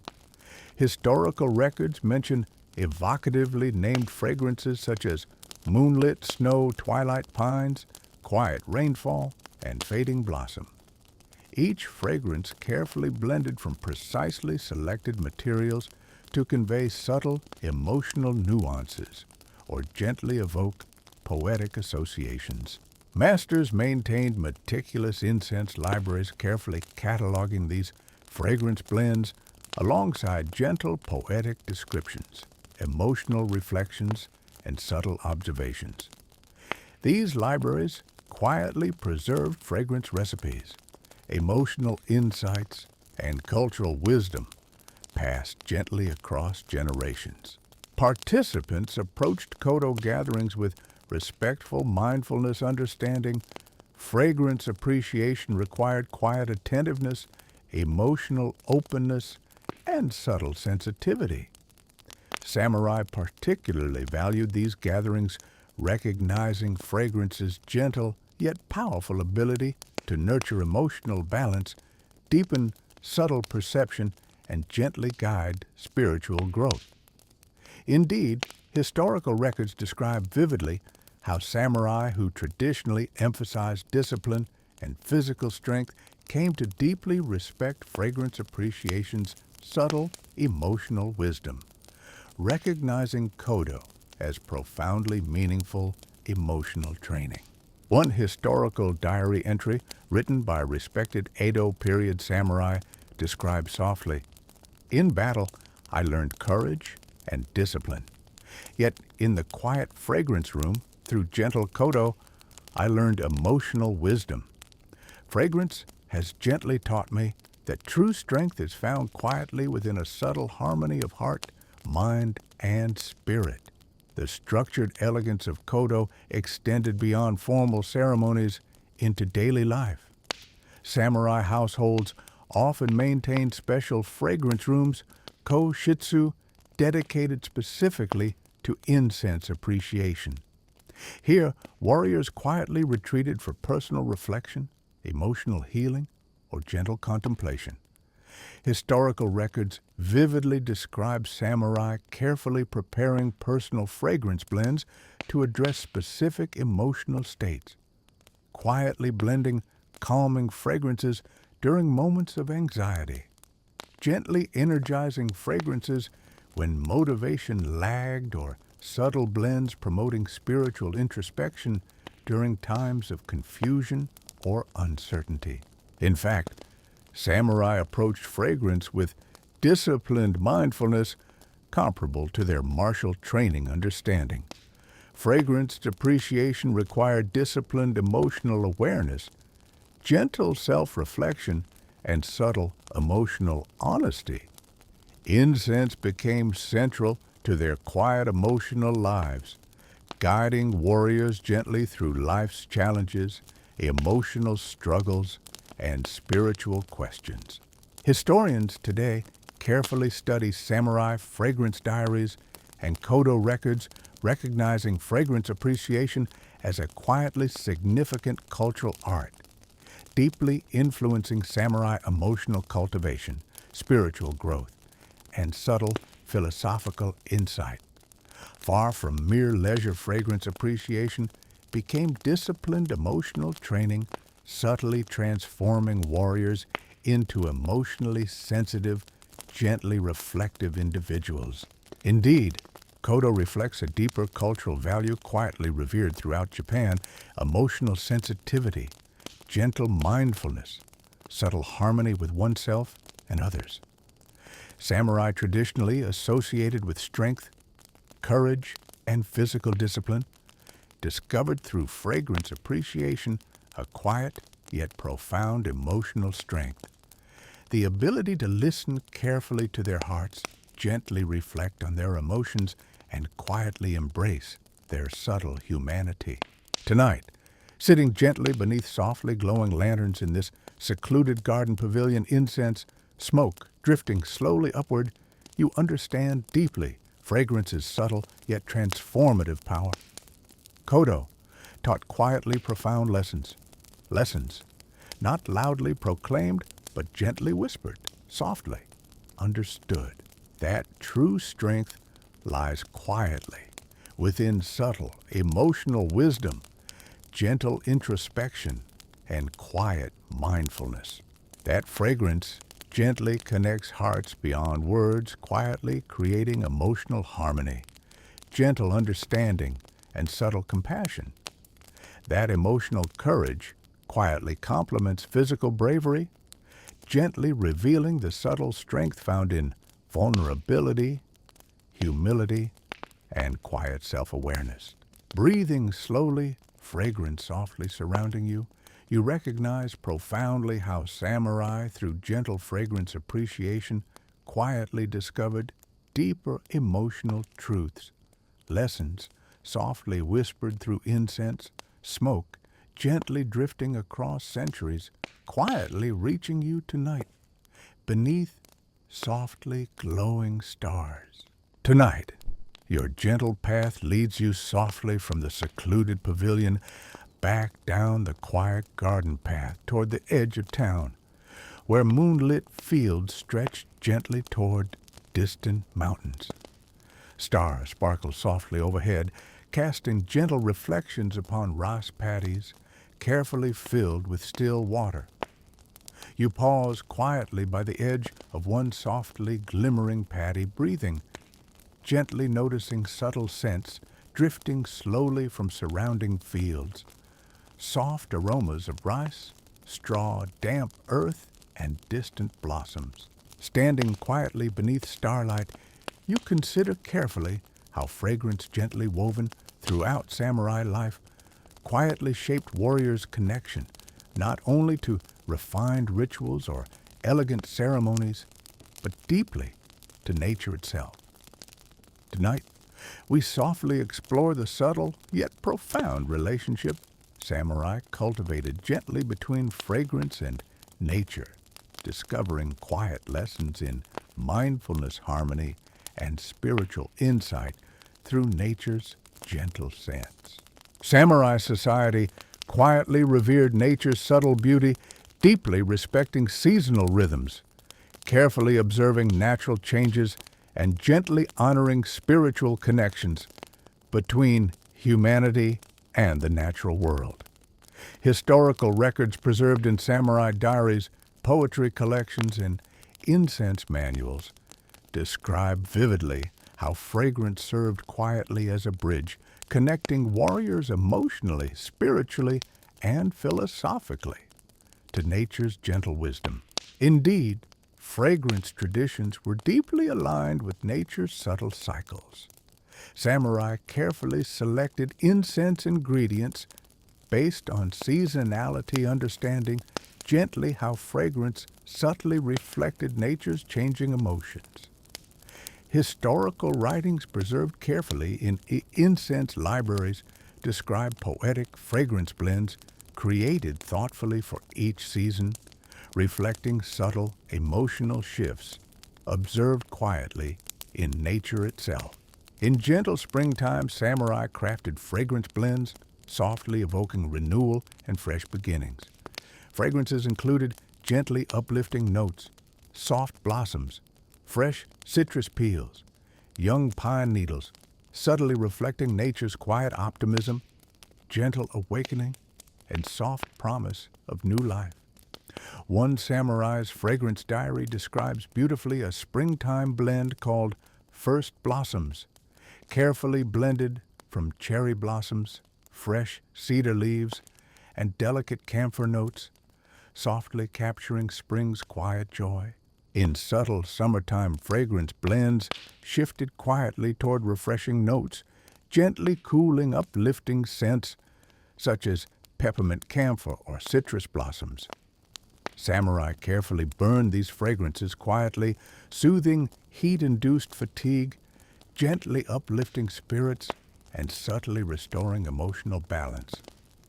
Historical records describe fragrance blends thoughtfully, named Summer Rain or Cool Breeze, softly evoking gentle relief and quiet emotional refreshment. Autumn-inspired fragrance blends gently reflective and quietly contemplative, softly capturing subtle melancholy or nostalgic emotions associated gently with seasonal changes. Samurai carefully crafted autumn fragrances, from dried maple leaves, warm sandalwood, or aged agarwood, quietly aromatic materials, subtly evoking autumn's gentle introspection, quiet acceptance of change, and softly bittersweet beauty. Historical fragrance journals mention autumn blends thoughtfully, named Fading Leaves or Harvest Moon, carefully blended to inspire quiet, emotional reflection and gentle acceptance of life's transient beauty. Winter fragrances quietly offered emotional warmth and gentle comfort. Samurai carefully blended ingredients such as cedar bark, cinnamon, or warming spices, softly evocative aromas gently reminding warriors of quiet resilience. Emotional warmth and subtle inner strength required gently during harsh winter months. Historical writings describe winter fragrances thoughtfully named embers beneath snow or quiet hearth, softly inspiring emotional comfort and gentle endurance during challenging times. Samurai also carefully observed subtle lunar cycles, gently aligning fragrance rituals with phases of the moon. Historical incense manuals, preserved carefully by fragrance masters, describe lunar fragrance rituals, quietly reflecting moon phases' subtle emotional meanings. Soft fragrances for new moons, gently introspective blends during full moons, or quiet fragrance rituals honoring gentle lunar eclipses. Samurai deeply respected these lunar fragrance rituals, quietly recognizing subtle connections between lunar cycles, fragrance appreciation, emotional mindfulness, and spiritual reflection. Beyond seasonal and lunar rituals, Samurai gently practiced fragrance meditation closely linked to nature observation. Historical writings preserved in temples and personal diaries describe vividly warriors retreating quietly into forests, mountains, or seaside retreats, bringing carefully blended incense specifically created to harmonize gently with nature's subtle fragrance. These quiet nature retreats deeply enriched samurai emotional and spiritual lives, gently revealing subtle philosophical insights and profound emotional truths through fragrance and quiet nature contemplation. One historical diary entry preserved from a respected samurai philosopher of the late Edo period describes gently a fragrance retreat quietly spent in a mountain forest. Alone, quietly, in the mountain forest, I burned fragrance gently blended from pine resin, cedar bark, and wild herbs gathered thoughtfully nearby. Each breath connected me softly to nature's quiet wisdom. I felt deeply, quietly nature's gentle truth that true strength lies softly in harmony. Gentle mindfulness and quiet humility beneath stars. Samurai also created subtle fragrance gardens gently tended within their estates, carefully designed specifically to harmonize fragrance appreciation quietly with nature contemplation.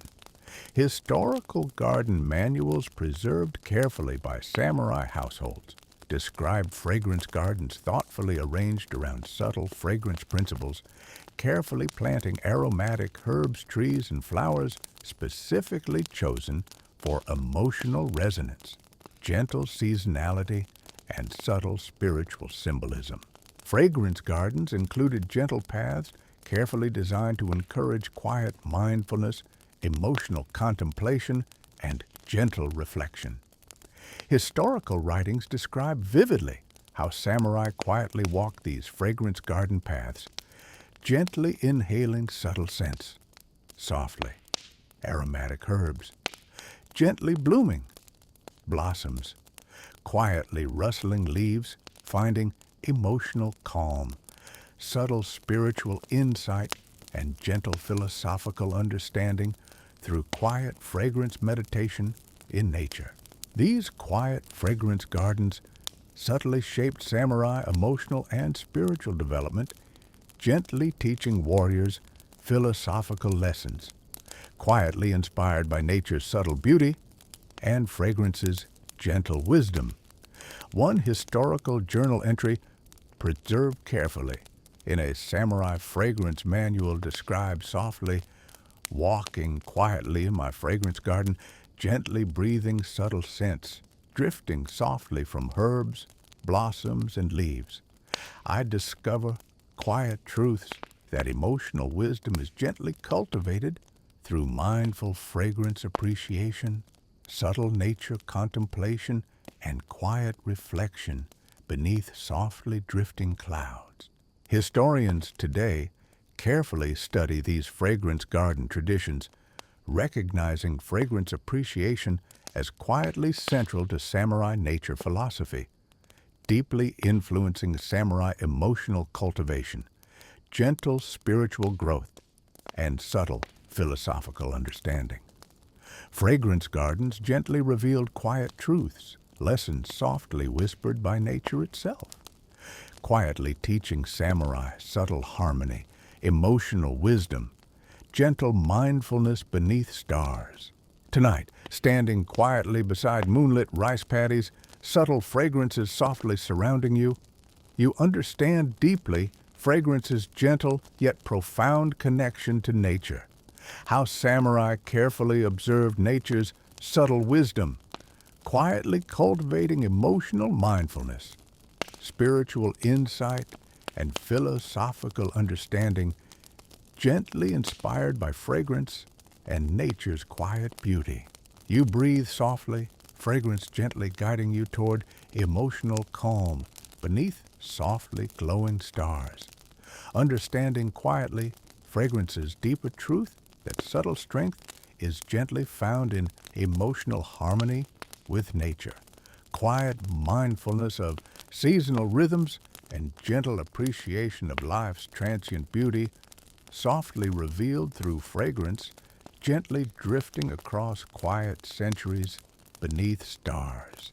Continuing softly along the narrow paths between moonlit rice paddies, you quietly recall historical accounts of samurai poets who often wrote gentle verses inspired by fragrance experiences and subtle observations of nature.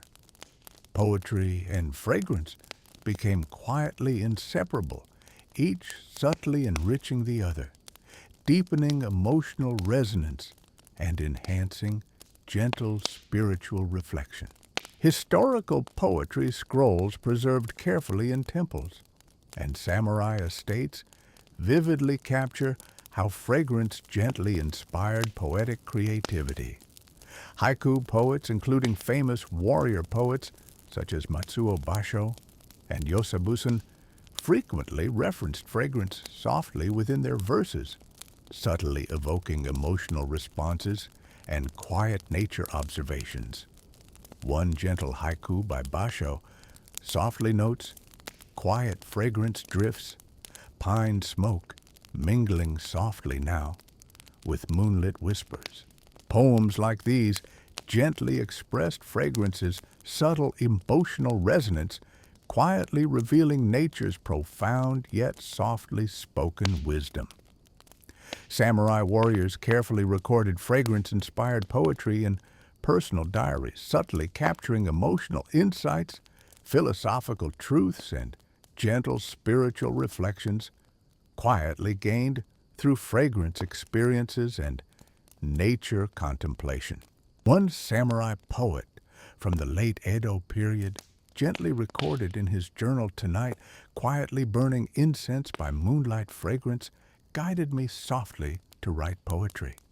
Each breath quietly inspired gentle verses, subtly reflecting emotional truths, softly whispered by drifting incense smoke beneath stars." Beyond poetry, fragrance and nature subtly influenced samurai aesthetic appreciation, quietly shaping traditional arts and cultural practices. Samurai craftsmen carefully incorporated fragrant symbolism gently into lacquerware designs, kimono patterns, or sword decorations. Historical samurai estates carefully preserved today vividly demonstrate how fragrance subtly informed artistic expression, gently reflected in subtle floral motifs. Softly aromatic woods selected for interiors and quiet garden designs emphasizing gentle fragrance appreciation. Samurai families also maintained carefully curated fragrance collections, gently organized shelves holding aromatic woods, herbs, and resins, meticulously labeled according to seasonal symbolism, emotional resonance, and subtle nature associations. These fragrance collections quietly guided samurai cultural expression, subtly influencing artistic creations, poetry compositions, and gentle philosophical reflections, inspired quietly by fragrance's emotional wisdom. Tonight, standing softly in the quiet fields, breathing gently beneath softly glowing stars, you understand profoundly fragrance's quiet yet powerful influence. How samurai subtly recognized fragrance as more than mere scent, but as gentle poetry, subtle philosophy, quiet artistic inspiration, and profound emotional resonance, connecting them gently to nature itself. Fragrance, poetry, nature, each quietly intertwined, subtly informing the others, gently creating emotional harmony, spiritual reflection, and quiet mindfulness. Samurai carefully recorded these gentle fragrance experiences through subtle poetry, quiet philosophical writings, and artistic creations, softly capturing fragrance's quiet truth, gently passed down across centuries. Now beneath the quiet stars, fragrance gently drifting around you, you carry these subtle lessons quietly forward, understanding softly fragrance's gentle wisdom, quietly whispered beneath moonlight, softly revealing nature's deeper emotional truths. Tonight, your journey continues beyond the moonlit paddies, gently guiding you into a forest path where fireflies drift lazily flickering like fragments of ancient memories. Each step is soft beneath your feet, damp moss, scattered pine needles, and the distant earthy scent of wild mushrooms clinging gently to the air. This place is quiet, not silent, but full of the kind of stillness that holds meaning. Here, in this softly breathing forest fragrance, reveals yet another layer of its role in samurai life, its intimate connection with memory. Not the loud cinematic kind of memory, no dramatic flashbacks, just soft moments, the scent of a parent's clothing, the aroma of rice and wood smoke from childhood winters, the unmistakable trace of agar wood from a mentor's incense burner. Tonight, we explore how samurai used fragrance as a vessel of remembrance, a subtle mnemonic device that allowed the past to return quietly when summoned with breath. In samurai culture, memory was not simply a matter of recall, it was sacred, ceremonial, and deeply emotional. A warrior's life, full of duty, danger, and detachment, left little room for nostalgia. Yet scent allowed those quiet moments of remembrance to resurface safely, privately, and powerfully. Samurai often crafted personalized incense blends to mark significant life events, a victory, a loss, a moment of enlightenment, a farewell. These blends were stored carefully in small lacquer boxes labeled not with names, but with poems. One such poem, recovered from a 17th century incense record, reads, "Wind through plum trees, the breath you left behind me lingers in my sleeve." This fragrance, historians believe, was a personal mourning blend. It contained crushed plum blossom petals, sandalwood, and a trace of clove, each selected for its symbolic resonance. Plum for resilience, sandalwood for spiritual continuity, clove for grief's quiet heat. In private chambers, samurai would burn this blend during moments of quiet reflection, not as an indulgence, but as an emotional ritual. The fragrance summoned not just memory, but emotion, grief, love, gratitude. In a society where emotional openness was often restrained, incense became a bridge to the heart, allowing warriors to experience feeling without speaking. Some samurai went further, composing fragrance memoirs, short scrolls recording key moments of their lives, each tied to a specific scent. These scrolls were passed down through families or sealed in memorial boxes and offered to temples after death. One preserved memoir opens with a scent titled First Armor Fitting, composed of leather shavings, cedar oil, and a hint of camphor.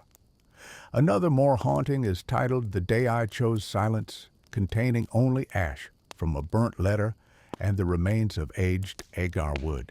But perhaps the most intimate use of fragrance in memory came through kinen ko, or commemorative incense.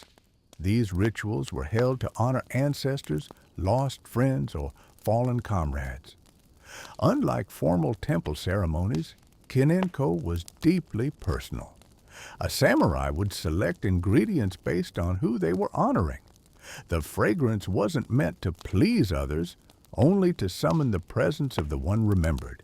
One such ritual described in a diary entry by a middle-ranking warrior named Arakawa Tomoya recounts a quiet morning.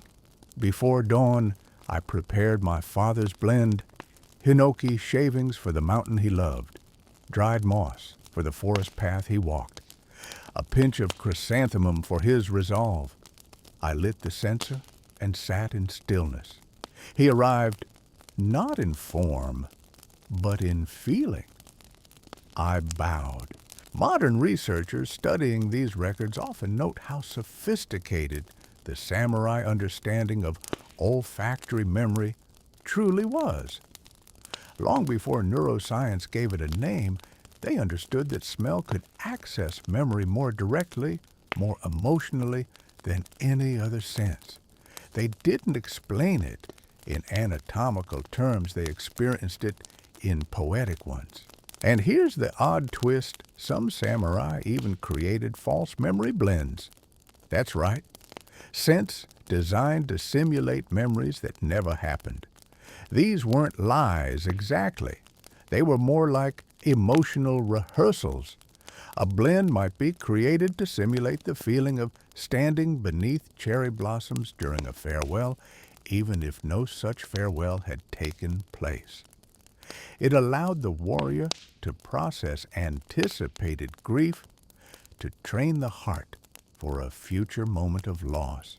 One preserved recipe for such a blend, titled The Petal That Will Fall, contains cherry wood ash, a trace of tear-shaped resin, and smoked paper. It was likely used during times of anticipated separation, such as deployment or arranged marriage. Samurai would burn it quietly in solitude, preparing emotionally for what had not yet occurred. There is gentle irony in that training for emotions through fragrance, just as one trained the body through sword drills. But perhaps it's not so strange. Samurai knew that grief is a sword too, and it cuts silently. Sometimes these memory blends were shared. Two warriors might create a matching pair, one kept, one given, so that when distance or death intervened, scent would become a silent tether. It was considered an act of deep trust. One pair of matching scrolls found in an abandoned estate contained this poem, mirrored in both, "If you light this, I will remember too." And now we return to you, standing quietly in this forest clearing. The night is deeper now. The fireflies are fewer, and the scent of the earth is heavier. You wonder, what would your memory blend contain? What moments would you choose to recall again and again when words are gone and only scent remains? Because that's the quiet truth. Samurai knew memory fades, but fragrance lingers. It curls gently into fabric, settles into wood rests, in corners of scrolls and sword hilts and sleeves. It outlives the voice, the ink, the blade. Before the evening slips fully into night, consider this scholarly whisper. Could the entire samurai fragrance tradition be understood not as ritual or luxury, but as a form of archive, a sensory library in smoke? Each blend a chapter, each censer a reading room. It's a theory some historians quietly propose, and it makes you wonder, What if the truest samurai library isn't in books or scrolls at all, but in the air? And now soft smile, because you've made it this far. Time for 3 calm, peculiar truths to drift with you into sleep. Some samurai, upon reaching old age, created final blends meant to be burned at their own funerals. They often included ingredients no one else liked because, as one elder put it, if they're crying anyway, let them suffer one more time. Fragrance boxes were sometimes passed as love letters containing only scent, no words. If the recipient burned it and sent it back, it meant, I remember you. If they kept it sealed, it meant I already do. In one recorded case, a samurai faked his death by leaving behind only his armor and a custom memory blend that perfectly evoked his scent. He wasn't found for 10 years. The scent gave him away. You breathe gently now. The forest holds your stillness. Somewhere nearby a breeze carries the ghost of cedar and ash. Let the memory linger. Let sleep come. Tonight, as the moon rises higher over the forest canopy, the path before you becomes more winding, more uncertain, but also more alive. You pass under low branches veined with moss, your feet making almost no sound.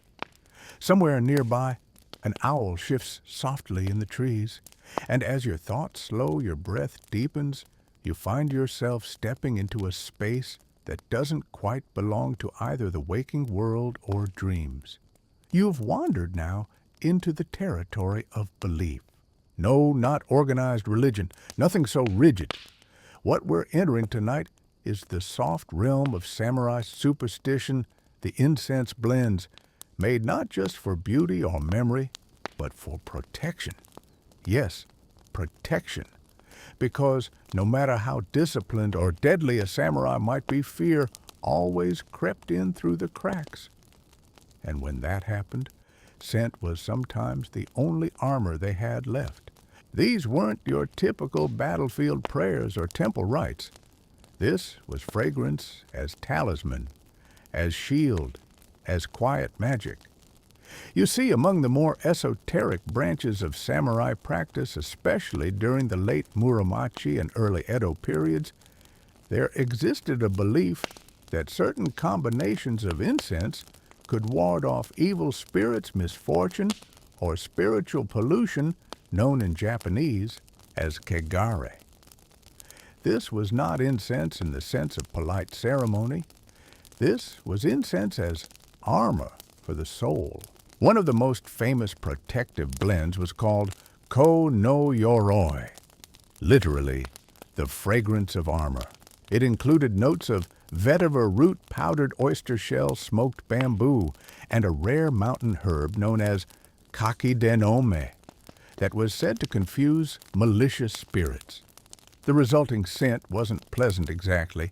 It was bitter, sharp, earthy, and exactly what a samurai might want clinging to his garments when walking into unknown territory, either physical or spiritual. Some warriors applied this incense by lightly dusting their underkimono with the mixture before donning their armor. Others tied sachets of the blend into the layers of their sleeves or tucked them into sword sheaths. A few even placed it beneath their pillows before sleeping, believing it would protect against bad dreams and vengeful ancestors. A surviving letter from a minor samurai commander stationed in a haunted coastal village describes how he slept with 2 incense pouches, one above his head, one at his feet. His words, "The sea does not sleep, nor it seems do the dead hear. But when I burn the old blend, the air thickens. They stay quiet, or at least they no longer come so close." Scholars debate whether this was psychological comfort or genuine belief. But perhaps that's the wrong question. To the samurai, the effect didn't need to be proven. It just needed to be felt. There were even incense blends used specifically for spiritual camouflage, designed to mask a warrior's presence from spirits said to be drawn to strong emotions like pride, grief, or vengeance.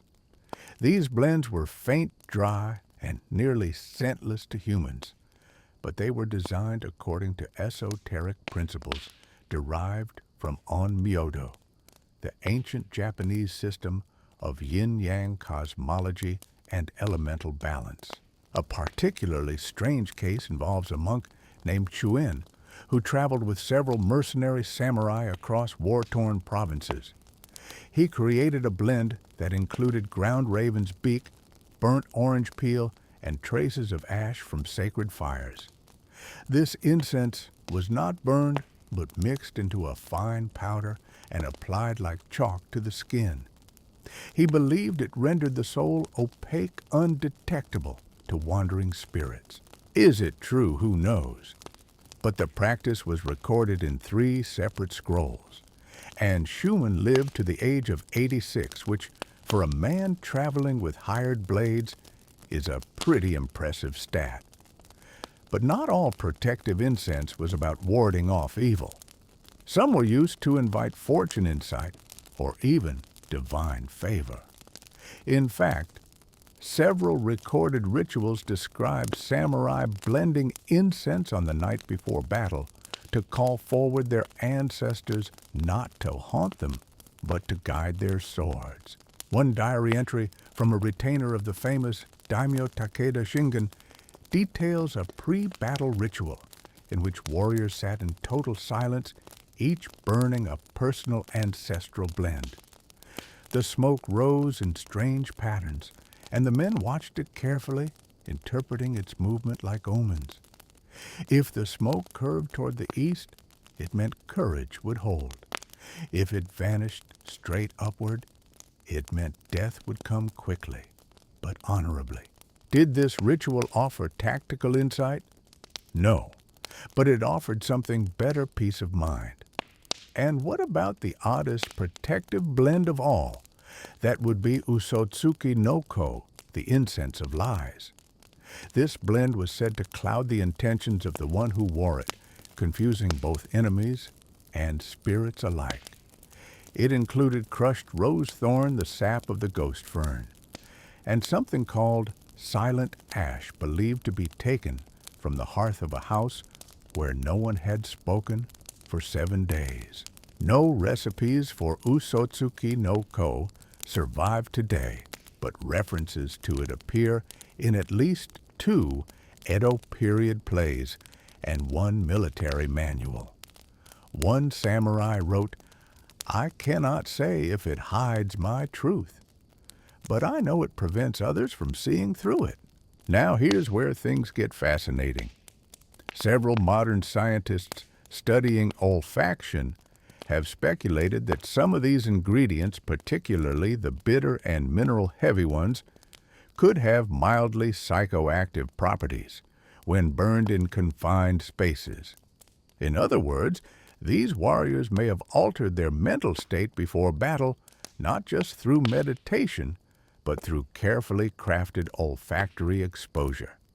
This might explain the visions, the calm, the certainty. Did they know what they were doing chemically? Probably not. But spiritually, absolutely. And just when you think the rabbit hole ends, it doesn't. There were even competitive fragrance duels. That's right.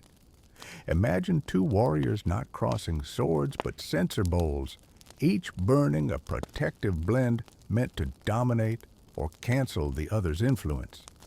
These duels were mostly symbolic, often performed before negotiations or truces, where spiritual dominance was seen as a prerequisite for trust. You might wonder, how did they judge a winner? Simple. The opponent who sneezed first was said to have the weaker blend. The story doesn't end. It just grows quiet. You've been with me for a long journey across wooden bridges and mossy stones, through old temples, helmets, and scrolls. through laughter and trivia, and even the strange art of burning time. We've wandered together, slowly, kindly, scentedly. Now the incense is burned low, the room is dim, and there's nothing more you need to do. Just rest. Maybe tomorrow you'll remember something, a detail, a name, a blend, or maybe you won't. That's okay. What matters most is that tonight, for a little while, you breathed with history, and history breathed with you. So curl up, breathe deeply. The past is quiet now, and you're part of it. That's the story. For tonight, may your dreams be filled with wonder and peace.